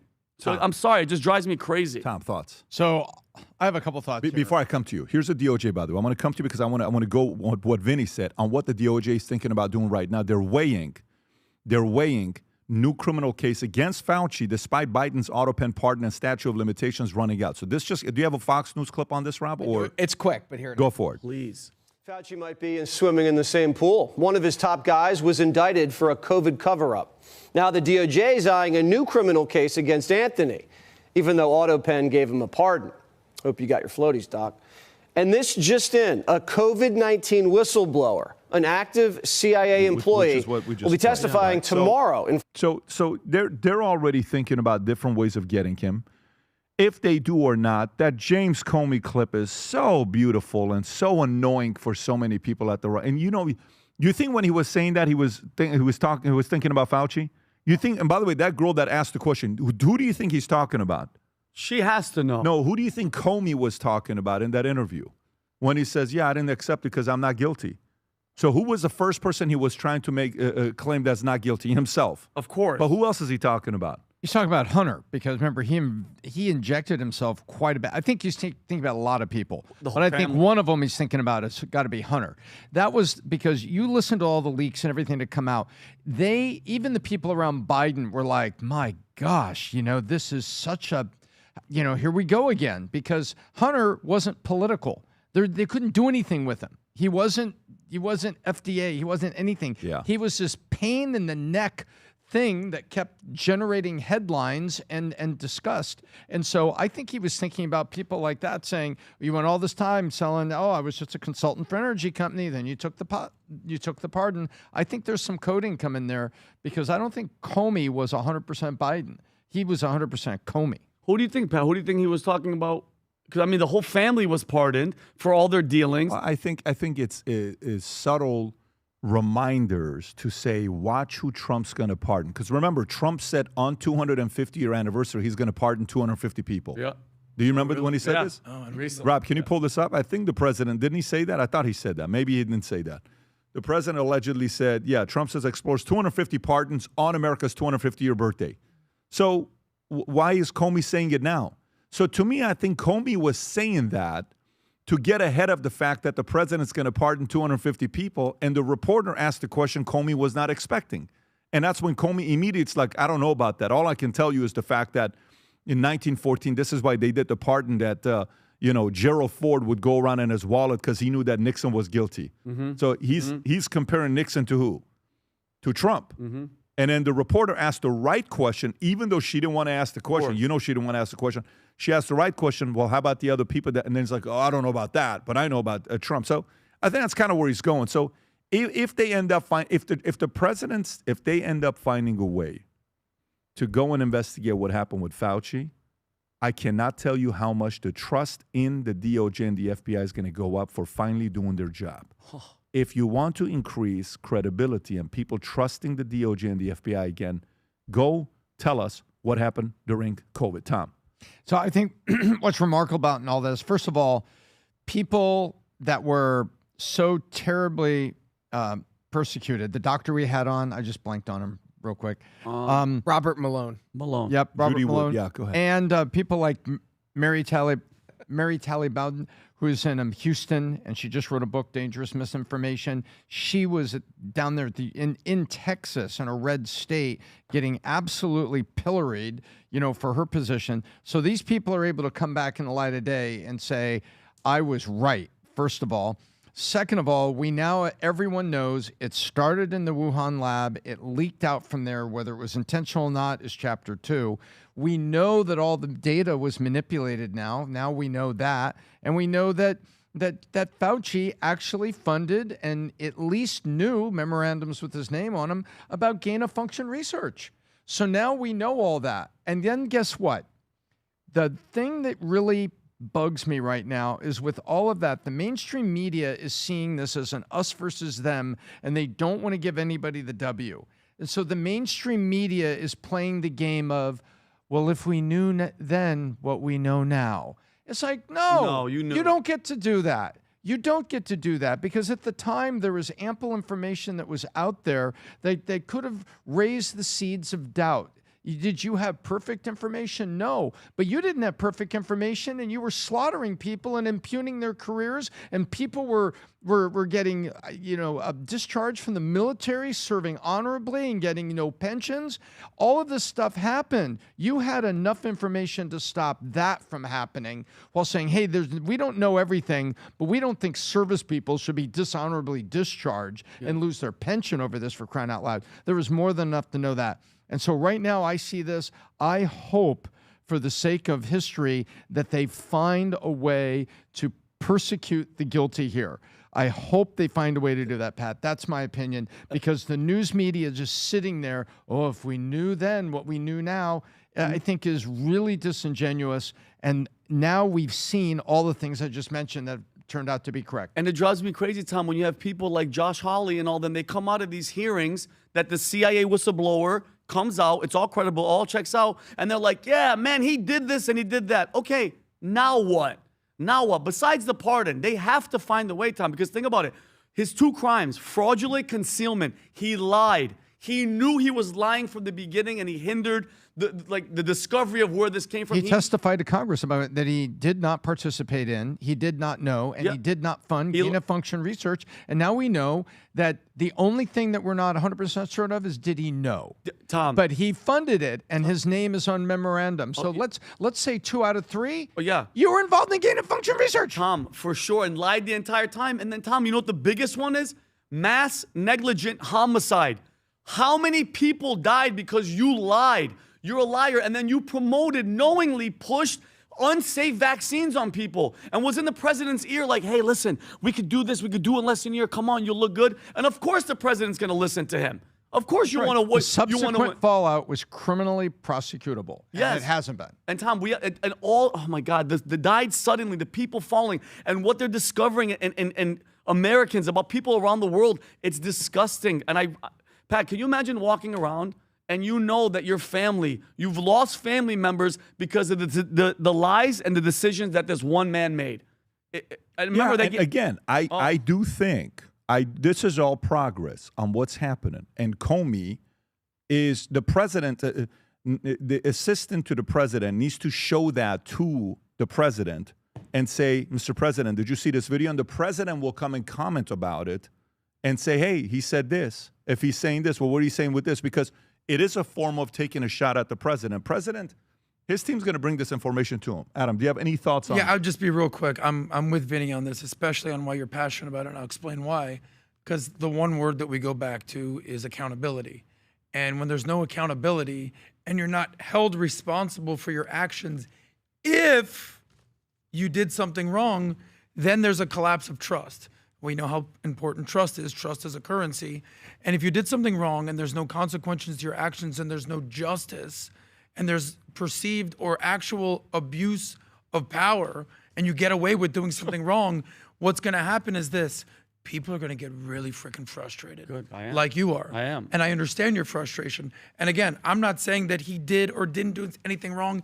Either one of them. He's a felony to lie in Congress, and he lied. I'm with you. I'm just saying in general, why people, why you, why us are upset is for that lack of accountability. When you think someone did something wrong and it's so blatant and out in the open, and you're like, are you kidding me? Yeah, it drives you're me just crazy. It drives you crazy. Yeah. And I understand that. I empathize with you on that. All right, let me get to the next story. Next story I want to get to has to do with a movie that's coming out called Odyssey. I don't know if you guys have been seeing this or not. So this movie Odyssey, okay, that's coming out, and if you go to the cast, the criticism that it even got the attention of Elon Musk. That's like, what the hell are these guys doing?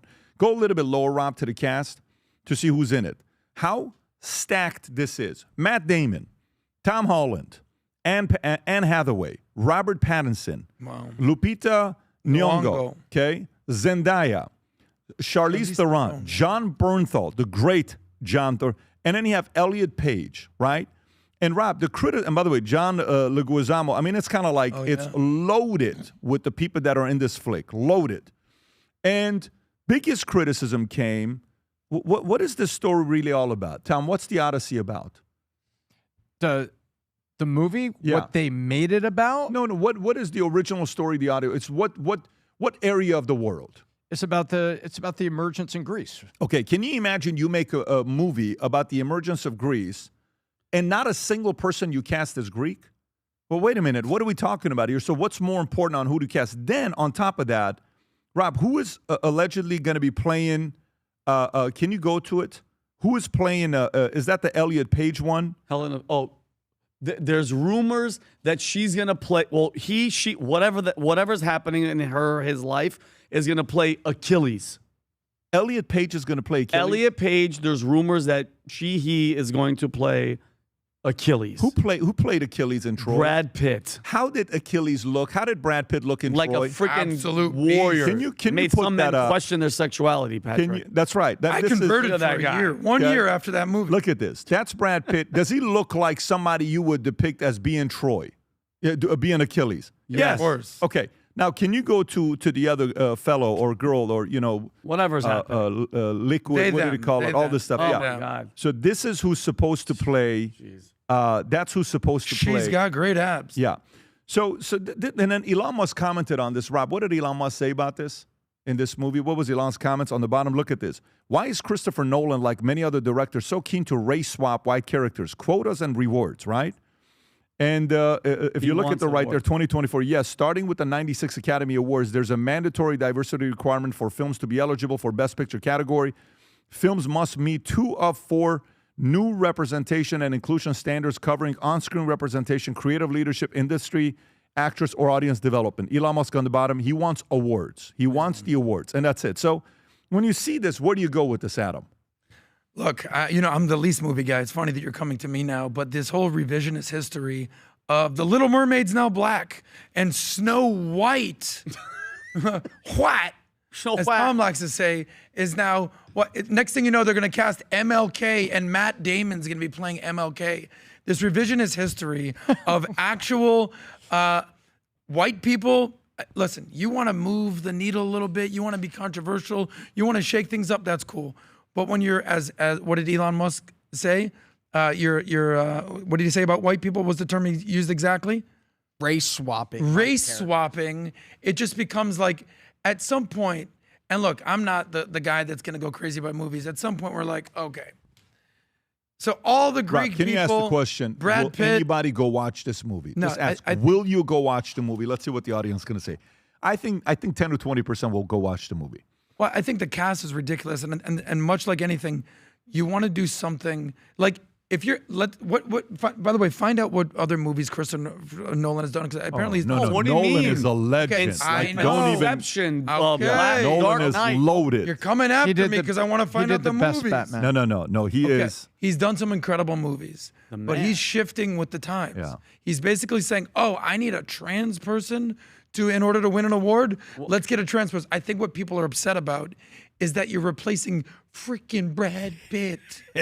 Brad Pitt with this dude. I was right. Did you see the clip of the 88% said they'll go watch the movie. Really? 12% said no, and in the comment section, a bunch of people said hell nah. Hell no. But didn't you say it'd be flipped a little bit? 88% said they will not go watch the movie. By the way, is 12% this said some they will. AI of Ellen Page being Brad Pitt here? Did you see this? Is this AI? Rob? This is AI. Is there a video? Let me Rob, see is there a it. video? How bad is it? Inappropriate? Or? No, I mean She's gonna get slaughtered right now. the scene. Yeah. Can we even play this? I mean, If it's AI, I think we're AI, okay. Well, this guy's not AI. I remember this scene. I remember this scene. He comes Come on, running at Elliot. him. Come on, Yeah. Elliot. You got this. She's Yeah. He goes right past his head. Foof. yeah. Foof. Oh man, there it is. Directed by Michael Bay. But you remember that scene in the movie with Brad Pitt? He broke his. Do you know a fun fact? In that scene where Brad Pitt jumps and stabs that guy in the neck, he breaks his ankle, and they had to stop shooting for months. Brad Pitt broke his ankle. Google Brad. You're in that telling me scene, that Brad he- Pitt he tore his Achilles? Are you kidding me? Actually, breaks his ankle in that scene. And Rob, Rob. He I think definitely. that's why people are upset is because you're going to replace Yeah, while filming, Brad Pitt injured with his this little Achilles boy tendon. girl. I'm sorry. Not his Yeah. ankle, his Achilles tendon. So That's when life imitates art or art imitates. But Pat, people, Are you going to go see this movie? Yeah. You're going to see this movie, Vin? I'll watch it when it comes out on Netflix. But or you're going to something. walk out when Ellen Page comes on TV. But here's my thing. He's getting hammered because he casted Lupita Nyong'o as Helen of Troy. Okay, and what they're saying is he wants to, like, Christopher Nolan is one of my favorites. He's in the top 5 of all time. But they're bringing up, and I'm happy you brought up that tweet, Pat. The Academy's diversity requirements for Best Picture. You have to have, standards of, certain races, gender, sexuality, disability, underrepresented groups. It's like, leave it historically alone, okay? And let's just be clear. I think Lupita, Pat, it's like a model. She's a beautiful human being, okay? She's talented. She's a great actress, okay? The issue is accuracy. If Hollywood casted Ryan Gosling as Shaka Zulu. They would burn down the studio before the trailer even aired. But when it happens to Greek and European figures, suddenly the accuracy becomes problematic. And can we show, Pat? Sunny Hostin, from The View, who, by the way, just a little backstory, you guys remember, she found out last year that she is a descendant of slave owners. Let me remind everybody that. Look at how she's defending by casting Lupita, and she brings up Black Athena, a book, and says that Helena Troy could have been black. Go ahead, Rob. This idea was also explored in a book called Black Athena. I think people should read it, which argues that classical Greek culture is heavily indebted to Afro-Asiatic and Near Eastern roots. I actually taught Greek mythology to 8th graders. And so I covered this.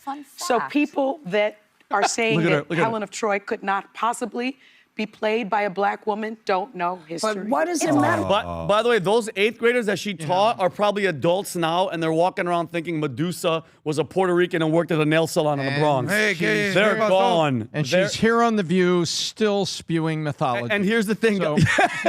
So I want to say something with Christopher Nolan. Pat and I, one of the most favorite movies that we've seen. We love historicals, we love doc. But 10 years ago, we saw Dunkirk. And Dunkirk, Christopher Nolan cast people that look like British people, people that look like Germans, people that look like the French. Dunkirk was brilliantly done. Yep. The storylines that were threaded through it, it was magnificent. 2017.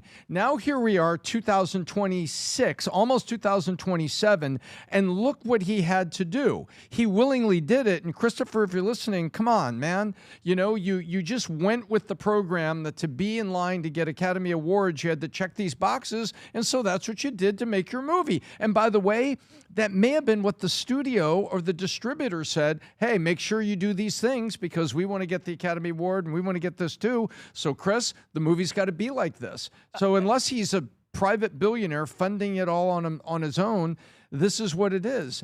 But what kills me is the fact that, look at those two things. Dunkirk, a historical book, and this is about Odyssey, about the guy goes on the 10-year journey, the emergence of Greek after the Trojan War, and his wife and the kid have to fight off things. Out of all the stories, this is the one that was going to piss Tom off. I would have never guessed. Because they were racing white people. No, they're racing white men. That's not it. If you're going to make going to make historical thematic, no, this is serious stuff, Tom. I mean, if Ellen Page plays Tom Ellsworth in the movie, we're going to have a major problem. Yeah, but if you think about it, Pat, Helen of Troy was a Greek figure from where, Tom? Sparta. Troy. The Sparta, described by Greek writers as the idea of Greek beauty. And by the way, for Sunny Hostin, ancient, she's a freaking Greek mythology major. Ancient Greek art and literature consistently portrayed noble Greek women with fair skin, Mediterranean European features, and often lighter hair.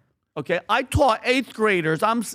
Stop. Well, listen, you said all these things. Let's move on to a fun fact story, which ended up bad. This is one of the most interesting things in the history of movies for me. You know the movie Gladiator? One of my favorites. Okay, you know the guy Oliver Reed who played Proximo? I love him. You know who he is. You know who he is. One of the best. Do you know what happened to him? His mentor. Do you know what happened to him? No. Do you know the story? Seriously, you guys don't know what happened to him?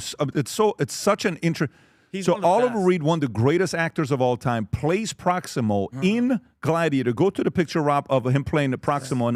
Great actor. While they were shooting the movie is not done yet. He goes to a local pub. He competes with these Brits to see who can drink more. He ends up beating them, but dies trying to be No way. He died? Like alcohol poisoning? You don't know this? No. Alcohol poisoning? The guy drank so much, ends up having a heart attack, and he dies. And the movie that was being made, this was pre all the scenes being shot, the producer had to go back, Ridley Scott, the director, had to go back and use CGI to have the movie be done. The story of Oliver Reed. By the way, how phenomenal of a job did he do in this movie? I want everybody out there to just go on YouTube and do this. Find the scene when he's talking to Russell Crowe, and he's like, when you get the crowd, he's like, their screams. He's like, it's like a storm. He is such a phenomenal actor. Win the crowd, win your freedom. Pat, Marcus Aurelius, touch me. Oh, Marcus Aurelius. You knew Marcus Aurelius. He goes, no, I didn't say that. Yeah, I said he's touched me on the shoulder once. Look at what he drank, guys. Knew me. He challenged a group of sailors, downed 8 pints of beer, 12 shots of rum, half a bottle of whiskey, and shots of cognac. That's like Tom's Friday night. But listen, shortly after he collapsed, I don't drink cognac. Everything else is accurate. Pretty interesting, Plus right? the bong hit. I mean, listen, he Plus the bong hit. allegedly had drinking issues his entire life, but this happened in Malta. Wow. And if there was one guy that and by the way, what's interesting, no one talked about it publicly. It's like, you didn't know this story. How many times have you seen Gladiator? 100 times. Yeah, so you watch Opening scene. Yeah, it's it's ridiculous. 100. I think Pat. Well, more. number one, this is tragic, and I mean, it's been such a long time. I think we can make an inappropriate joke. He tried to win the crowd. Yeah, and lost his freedom. No. I mean, you're not doing that unless you're trying to like look cool. Well, I in front mean, of all the I'm people. going to say, and that's why you're not a comedian also, okay? And we're all amateur comedians, okay? Listen, all of us on this thing, there's only one person here that's a comedian that gets paid Tom for it, Ellsworth. and that's Vincent Oshana, okay? The rest of us are all... That wasn't Rob supposed gets to be, paid too. That wasn't supposed Rob's to be a comedian. funny. Rob is it funny? comedian. Listen. No pants. There's in the house, when you become a father and you have kids and you tell jokes, there's not a worse crowd than your kids. If you can make your kids laugh, you're winning. Okay. Tom knows how to make my kids laugh. But when Tom tells jokes, his daughters are like, Dad, I've heard that 1,700 times. Let's go to the next story. Let's go to the next story. Then there's such thing as, I'm trying to see, do I go into this or not? Let's go into this next. Let's talk about, man, it's like everybody's taking shots at Daily Wire. It's like every other day it's a new story. And Tom, you circled that you wanted to talk about this. And Vinny, I know you got a lot of thoughts on this. And Adam, you too. Why Ben Shapiro's media empire is collapsing. Okay. So now, to be fair, this is from who, Rob? This is from New York Magazine. It's fair to say that they are not fans of Ben Wire, liberal Ben fish wrap. Shapiro, and the Daily Wire. So let's read what's in this here and what they're talking about. There was a time not long ago that Ben Shapiro could reasonably call himself the king of all conservative media. Shapiro himself was ubiquitous, a right-wing star who had risen to fame before Donald Trump and seamlessly adopted the MAGA takeover Republicans. He was a digital battering ram against the Democrats and the progressive left. That's all over. The Daily Wire is instituting significant layoffs. Its website, okay, we read that already. There are Daily Wire YouTube videos now that are few days online and have less than 10,000 views, a catastrophically small number for a channel with more than 3 million subscribers. If a variety of poor business decisions can be blamed in part for Daily Wire's downfall, ill-fated investment in feature films, an epic fantasy series, a peculiar merchandise, the greater story is the collapse of Shapiro's constituency, constituency silhouette. Among the young American consumers who once fueled the Daily Wire. Listen, my English is getting better daily. Shapiro, who's an Orthodox Jew, is fiercely pro-Israel. Ben Shapiro's Jewish? Yes, yeah. Stop it. His support I for had Israel. no idea. Okay, so here's what they're saying about Daily Wire. And by the way, sometimes when you are the best at what you do and then you fall, they love attacking you. And it's just something that comes with the territory. We all remember all the videos. Every video would go how? This is how the titles of Ben Shapiro's videos were. You ready? Ben Shapiro destroys. Yes. If you type in Ben Shapiro destroys on YouTube, how many videos will you see? God knows how many videos are going to say Ben Shapiro destroys, Ben Shapiro destroys. So, Tom, is there a complete, I have one thought that I want to share with this, but what are your thoughts on what's happening with these guys, and can they recover? Well, first of all, New York Magazine needs to write about something. And to go after a conservative, that's that's at the top of the list at their editorial meeting when they hand out their assignments and what people are going to do. So you don't get surprised by this, so that there's conservative media. If those two words are connected to you in some way, New York Magazine and the liberal fish wrap that it is are going to come after you. Okay, great. Well, what's going on here is they're attempting to make which got a little triggered in the story, was in the midst of this, recycle of, Daily Wire's had allegedly some subscriber issues and are laying off some people. That's been well covered. And then in the middle of it, they say, oh, this could be bad news for conservative media. They are trying to get themselves all up in a cheering mode, Pat, to say, could this be a sign that we've jumped the shark? The old statement about ratings on TV and media, referring to when the ancient comedy series Happy Days where Fonzie jumps the shark, and that the ratings moved and shifted after that. So they are actively hoping that this is a jump the shark moment for conservative media, and that the other crowd of, quote, anti-Semitic groypers led by Fuentes are seemingly in ascendance. And Candace Owen, who worked once with Shapiro, now boasts a YouTube channel larger than his. They're actively hoping that we're all self-destructing. But what they're missing is that liberals don't have a product worth buying, and that conservatives that are out here processing things, people are watching. And whether you're on one side or the other, and I don't deny, and it's out there to see, that there are two sides in conservative media. There is the pro-Israel ones, and there's the ones that are hard anti-Israel, and then there's people in the middle like us that are trying to process and trying to get people to think about things in these norms. So that's what got me on this story, Pat, about New York Magazine, is I think what the cheering that you see in it is this a tipping point for all conservative media? And the answer is no, it's not. And you know what? You want to go look at the number of shows that are conservative, where they're ranked and where you're ranked? Come on. This isn't what's happening. Vinny. Listen, I used to be a huge fan of Ben Shapiro. If you guys recall, when he was sitting in front of Piers Morgan, and it was I forgot which school shooting, and he brings out, he goes, I think you're standing on the dead graves of the children, and he put the freaking Constitution, like those were moments, and Piers looked like he was going to have a heart attack. But that was the old Ben, Pat, debating, going in front of, like he was doing what Charlie was doing. Facts don't care about your feelings. Everybody that uses that quote today, it's because of Ben. Ben Shapiro was the guy. He was there. He was fiery. He was doing it.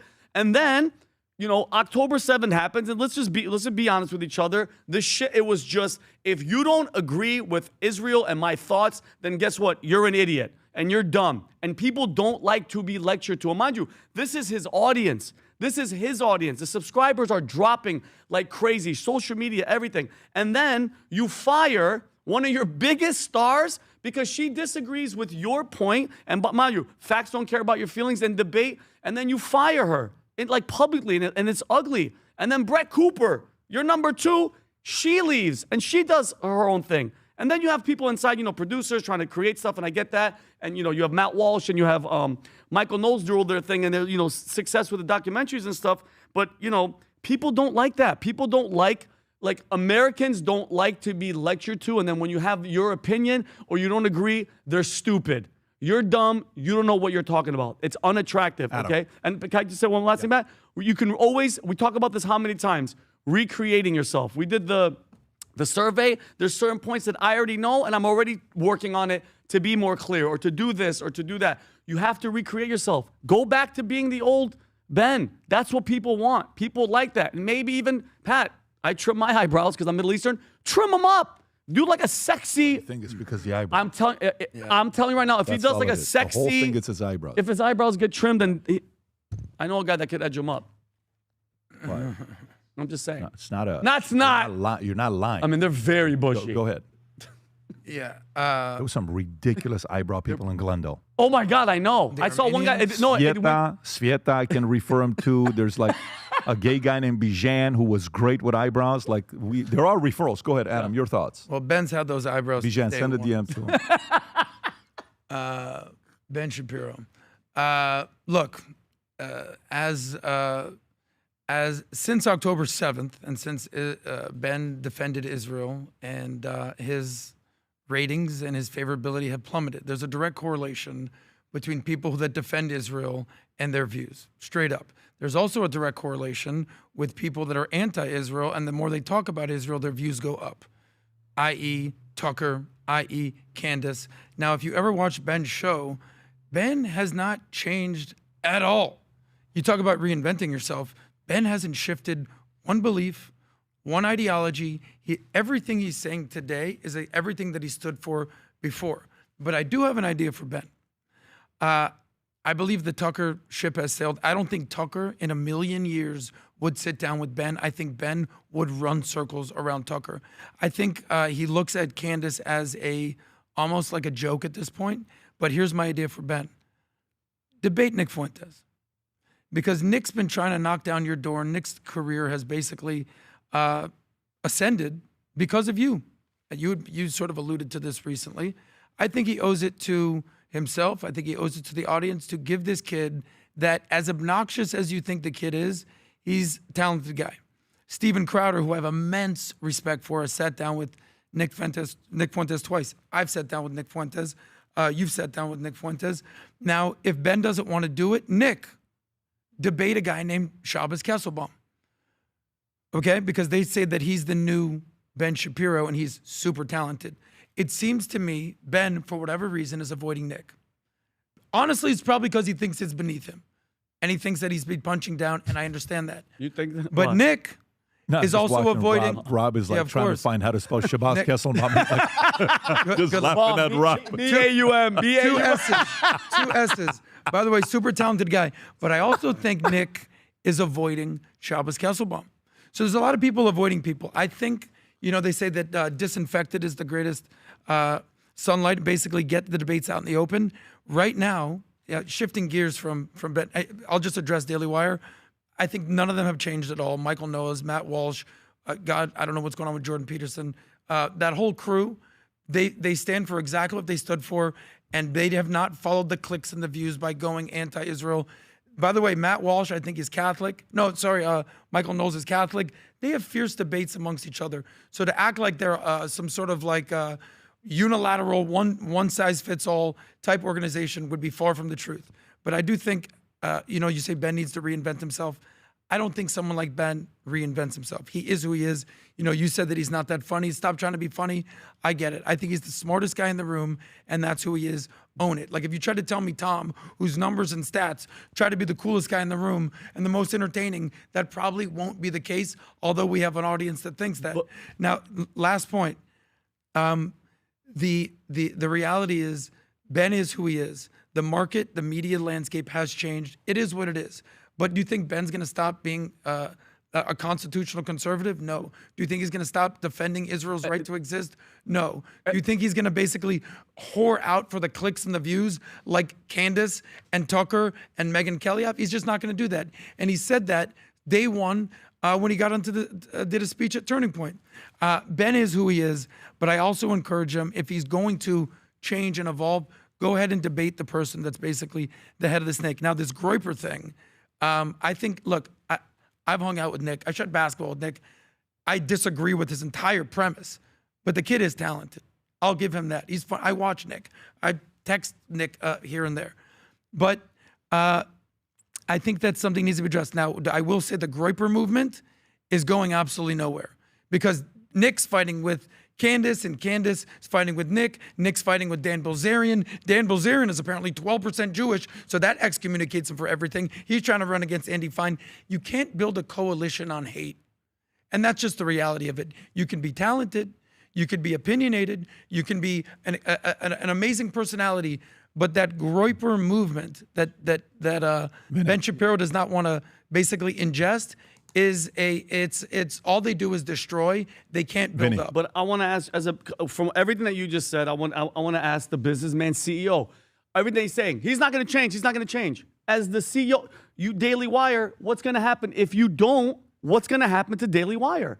With the attitude of, he is what he is. He's going to do what he's going to do. The guys that gave the money to him, they're oil folks. I think they're 2.9 billion dollar folks that invest in Daily Wire. Qatar? Rob, if you want to, no, Daily Wire, they're oil, I want to say fracking. I don't know what business they're in. Oil but baron? I want to say, that's the brothers that put money into it. What is their background? Ferris and Dan Wilkes. Yeah, Texas Ferris and Dan Wilkes. These are the guys that funded Daily Wire. Okay, when you hear about the story, it's them. And fracking business. I was right. So they're in the fracking business. And so can you pull up their net worth, Rob? What is Ferris and Dan? Did Prager, I see it here, and I think they also bought Gibson Guitar. Yeah, they're, that's funny, Gibson Guitar. We're familiar with that. So, $2.4 billion. Okay, so $3.5 billion. Yeah, so these are money people that have funded it. So here's how it works. When you have money that you deploy, Vinny, you put money in a couple different ways.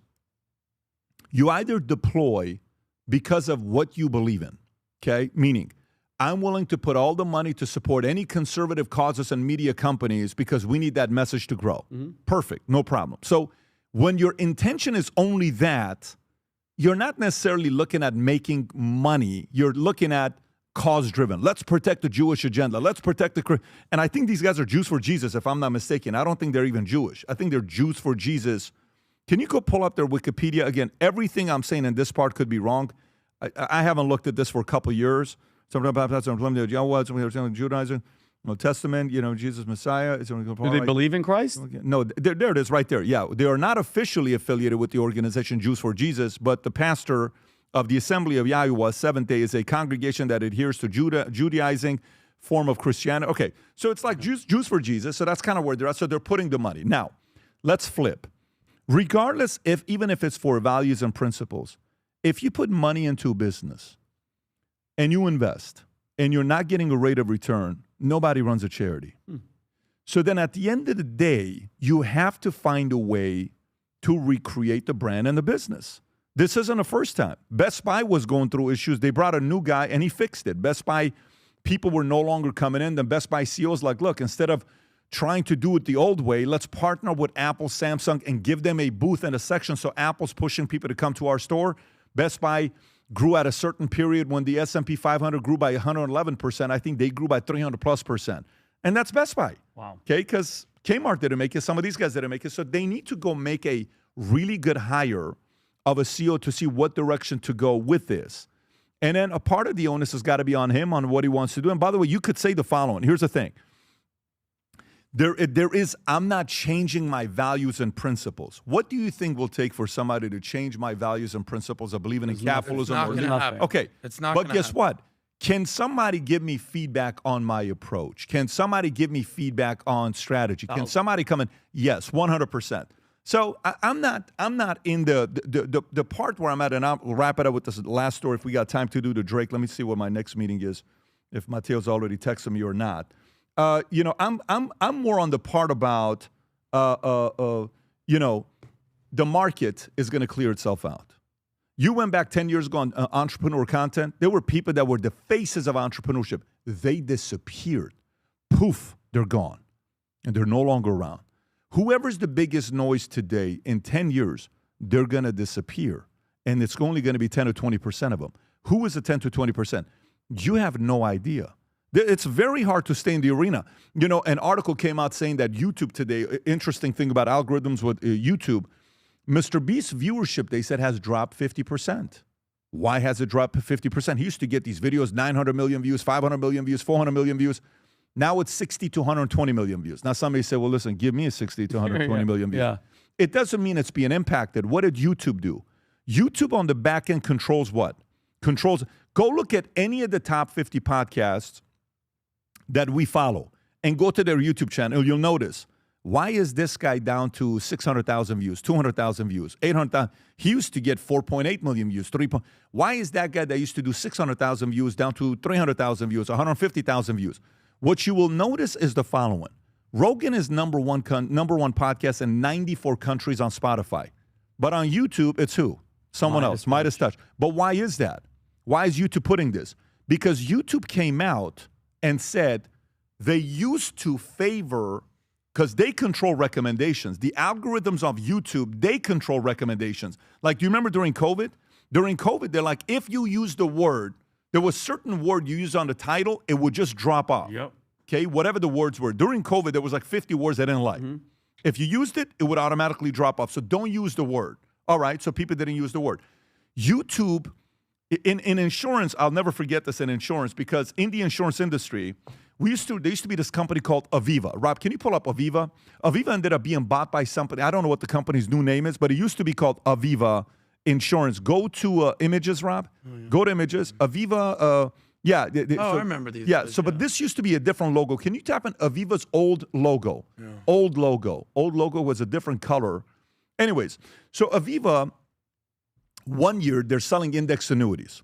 Let me put the word allegedly in there, because I wasn't on the inside. They all of a sudden get $2 billion of annuities that comes in. And then every time you sell annuities, you lose money, because you have to pay up 8 to 12% in commissions. So if I take $1 million of new annuity money, I'm paying $120,000 to agents. Mm-hmm. So how much money have I made getting the new money? Nothing. Zero. So 1 year, they get $2 billion of index annuities. If you get $2 billion of index annuities, how much are you having to pay commissions up front? What's 12% of $2 billion? $240 million of commissions you have to pay. Yeah. So if your bank account is at, say, $500 million of money you've raised, you sell $2 billion of annuities, you just depleted half your money. You're not going to make your money on annuities for 7 to 10 years. Jeez. So then all of a sudden, everybody's like, wait a minute, why is Aviva no longer accepting the amount of annuities that they did? Why are they no longer accepting the amount of IULs as they did? Because every time they sold index annuities or index universal life, they were losing money. It takes 7 to 10 years to make money. Who controls the knob? Aviva controls the knob. Guess who controls the knob on YouTube viewership right now? YouTube does. You know what YouTube did? YouTube controlled the knob, and it was long-form suggestion, and YouTube went like this and said short form. We don't want any more long-form recommendation. Guess what YouTube announced last year? Going back to long form. YouTube last year announced as of July 15th, if it's a faceless YouTube channel, we're no longer paying you AdSense. Yep. What do you mean? So whoever controls the knob controls the viewership. So there is an element of the media changing on what they're favoring now. It's purely YouTube algorithm. Watch this. Mid-2026, they just made the announcement, YouTube's algorithm is increasingly favoring smaller emerging channels by prioritizing high-retention content over subscriber count. So what is YouTube doing now? They want more new people. Because imagine YouTube sitting in a meeting, and they're saying, man, we're not having as many new content creators. Yeah. I don't know if this makes sense. Like if you go look at last week, Instagram did a massive purge of followership. Rob, can you go to Instagram purge last week? I want to say Kylie Jenner lost 14 million people on followership in a single day. Can you type in purge? Purge, what happened last week? Branson lost millions. Look at this, Vinny. Welcome to the greatest bot purge of 2026. Go a little bit lower, May 8th, exactly a week ago. Can you go to the names of people that lost, the amount of people they lost? Because right there. Okay. So there was Kim Kardashian, Kylie Jenner, account losing 15.2 million. Cristiano Ronaldo lost 15 million followers in one day. Jeez. Kardashian lost 9.19. Kylie Jenner lost 7.12. Taylor Swift lost 7.2. Nike alone lost 5.9 million followers in one day. Purge, right? So if you look at somebody whose followership gets to a point and it doesn't change anymore, it's because you found your audience that's interested in you. They're no longer like, now you have to either make a change or a shift or get a new audience to get the new audience. So YouTube hit a mark where they're like, we already have so many people that are content creators. We're everywhere in the world. What do? Then they said, stop recommending the big popular podcast. Start recommending the smaller podcast. Why do you want to recommend the smaller podcast? Why do you want to recommend supply and demand? You want young people to believe in themselves. Because you don't think the bigger podcasts are going to stop, except you're going to inspire the smaller podcast to climb up. Like, you know how you'll come and you say, I don't know what's going on, but I think YouTube's on my side right now. I'll say, hey, don't mess with that. Yeah. Because whenever the algorithms are on, so this is the part that you have to pivot. You have to adjust as a content creator and find out if they want to build a media company. You're seeing the big Foxes and these companies that are now bringing talent and saying, hey, do a podcast. Hey, we'll support you doing this. Everyone has to pivot. But the reality, what the world is learning, is whoever controls the knob controls the future content creators. Okay, is Nick Fuentes on YouTube? No. Why is he not? Because banned, of who controls the knob. Of course. Okay, so where is he back on? X. Why? Because of who controls the knob. Elon. Where is he at? He's at Rumble. Why? Because of who controls the knob. So you just got to keep in mind, whenever these companies want to elevate somebody or destroy somebody, they can't because they control the knob. This is a nasty part of the story. Now, this doesn't mean that's the main reason and only reason that, they're having a hard time with it. No. Do bots play a little bit of game? Probably, but not that much. Is it YouTube controlling the knob? And that's why I'm being shadow man. I've never liked when people said I'm being shadow man. No, just improve your content. Yeah. Make it better. This is a brutal, brutal business to be in. The moment you take a camera and you go, I believe such and such, you are going to get attacked. 100%. So if you don't like it, don't use the words. In my opinion, I believe. Just be quiet. But if you do say, I believe, in my opinion, expect people to come and hate on you. And that's part of the territory, period. And they're going to get it right now. But trust me, in 6 months, it's going to be somebody else. In a year, it's going to be, then they're going to say, well, let me tell you what's going on with PBD Pod. Let me tell you what's going on. You're in the arena. Expect the heat that's going to come with it. But you can't also be like, well, I don't really give a shit what people say about me. You're an idiot when you say stuff like that. You're a clown. You're an arrogant, entitled person when you say, I don't give a shit what people think about me. If that word has ever come out of your mouth on the idea that I don't need to improve, you're a has-been, and the market's going to destroy you. I don't care who you are. If my kids come up to me and let's just say Dylan starts scoring a bunch of goals, he becomes the best player, and he's in the car and says, I don't care what the new coach says about me. I'm like, I'm sorry, what? No. What did the coach say? He says, well, I'm not running as much as I used to. He's right. What do you mean? Yeah, take his feedback. What do you mean you're not running? Well, I don't care what he says. No. That's not how life flies. You got to make sure you go out there and take that feedback. So we'll see what happened here. I'm optimistic long term. I think he's still young. There's going to be a lot of highs, a lot of lows, and then at the end of in 20 years, 2046, we'll look back and see where this thing takes us. Adam, I'll have one more story I want to get to, but you're raising your hand. What do you I'm want just to saying say? wait till 2028 because that's where I think the views are going to come. Yeah, so we'll see. Okay, let's go to the next one. All right, Drake and LeBron. Rob, do you have this? I'm going to make this very brief, and Adam, I'm coming to you first. Me? Vinny, I'm coming to you next, and Tom, I'm not coming to you. So if you want to pull up the Drake, so allegedly, is this the lyrics, Rob? Is this? Yes, this is a song. So Drake, rumor has it, is taking shots at LeBron. It's about time. And it's pretty tough. Yeah. Rob, if you want to play this, can we even play it or no, Rob? Yes, we can play it. Are you sure? Yes, we'll fight it in post. It's covered under fair use. Okay, go for it. Treetops. Please stop asking about what's going on with 23andMe. I'm a real nigga and he's not. It's in my DNA.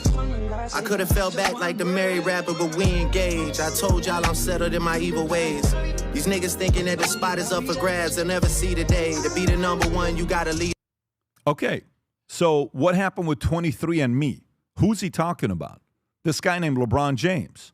Okay, and by the way, the lines continue on what he says about all this stuff. I shouldn't even be shocked to see you in the arena because you always made your career for switching teams up. Ooh. Please stop asking what's going on with 23andMe. I'm a real, you know what, and he's not. It's in my Okay, DNA. Drake 39, James 41.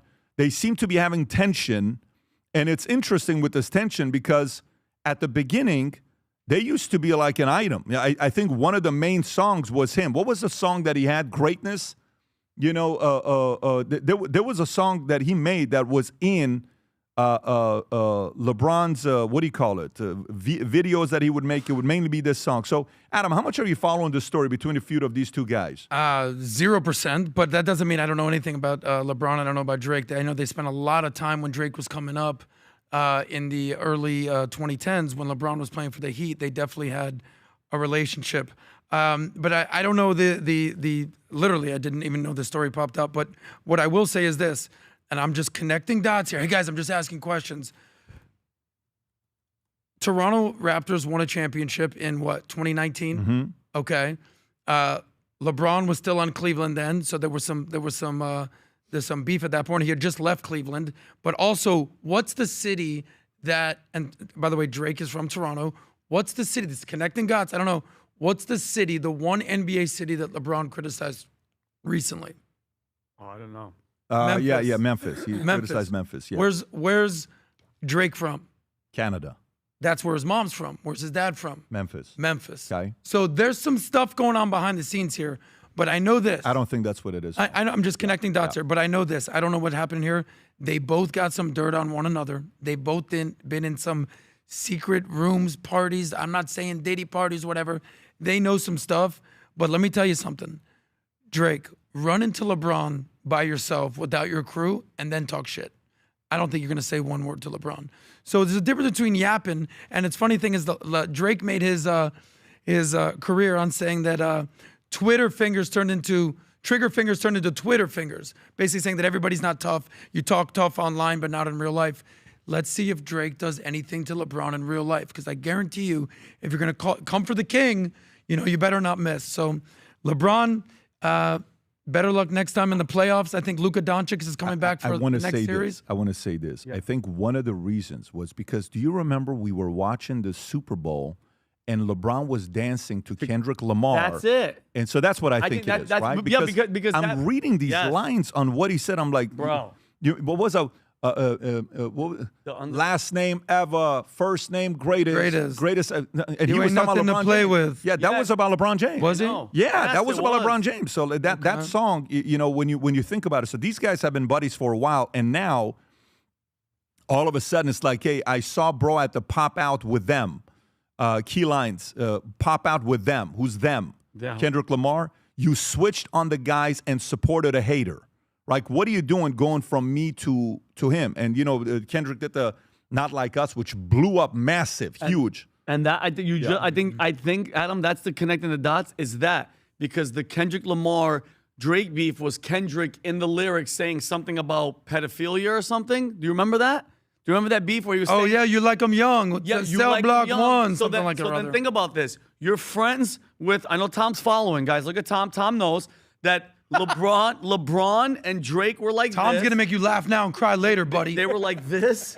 Tom's going to freestyle after this. They were friends. And then Kendrick Lamar, LeBron is chilling with Kendrick Lamar and bumping his music and hanging out with him. And Drake was like, nope. Especially after, bro, you hang out with somebody that's calling me a pedophile in the lyrics, I'm not going to be cool with you. So I think that's what Pat made a great point. I don't know. That's what it is. I like it. I think it's I like it that it's happening. Pat, why did you want to cover the story? This is so not up our alley typically. And that's why it's the last story. And so the audience, if not interested, go ahead and do your thing. But this is look, as a kid, I was a hip hop guy. I was a hip hop and an R&B guy till 2003. Till 2003. After that, I turned off the radio and I just like this morning, I just texted something to Spencer Pratt right now, encouraging him. I sent him 2 pages from a book to read. And this was an audiobook that I played in the car 24/7 for 2 years. This is the only audiobook that played in the car. And I stopped listening to hip hop. But the thing with hip hop and the wars internally, the games, interest, selling it now, oh my God, I got to see what's in the album. This is how you do it. This is how you sell an album. This is a marketer. There you get the right eyeballs and see what happens to it. Anyways, gang, great spending time with you guys as usual on Friday. Rob, do we have anything going on this weekend or no? No, we have an interview going out next Tuesday. And that's what, with Paul Saladino? Yes, sir. Probably one of the funniest interviews I've done in a long time. You're going to laugh your ass up. But with that being said, have a great weekend, everybody. God bless. We'll do it again next Monday. Take care. Bye-bye. Bye-bye.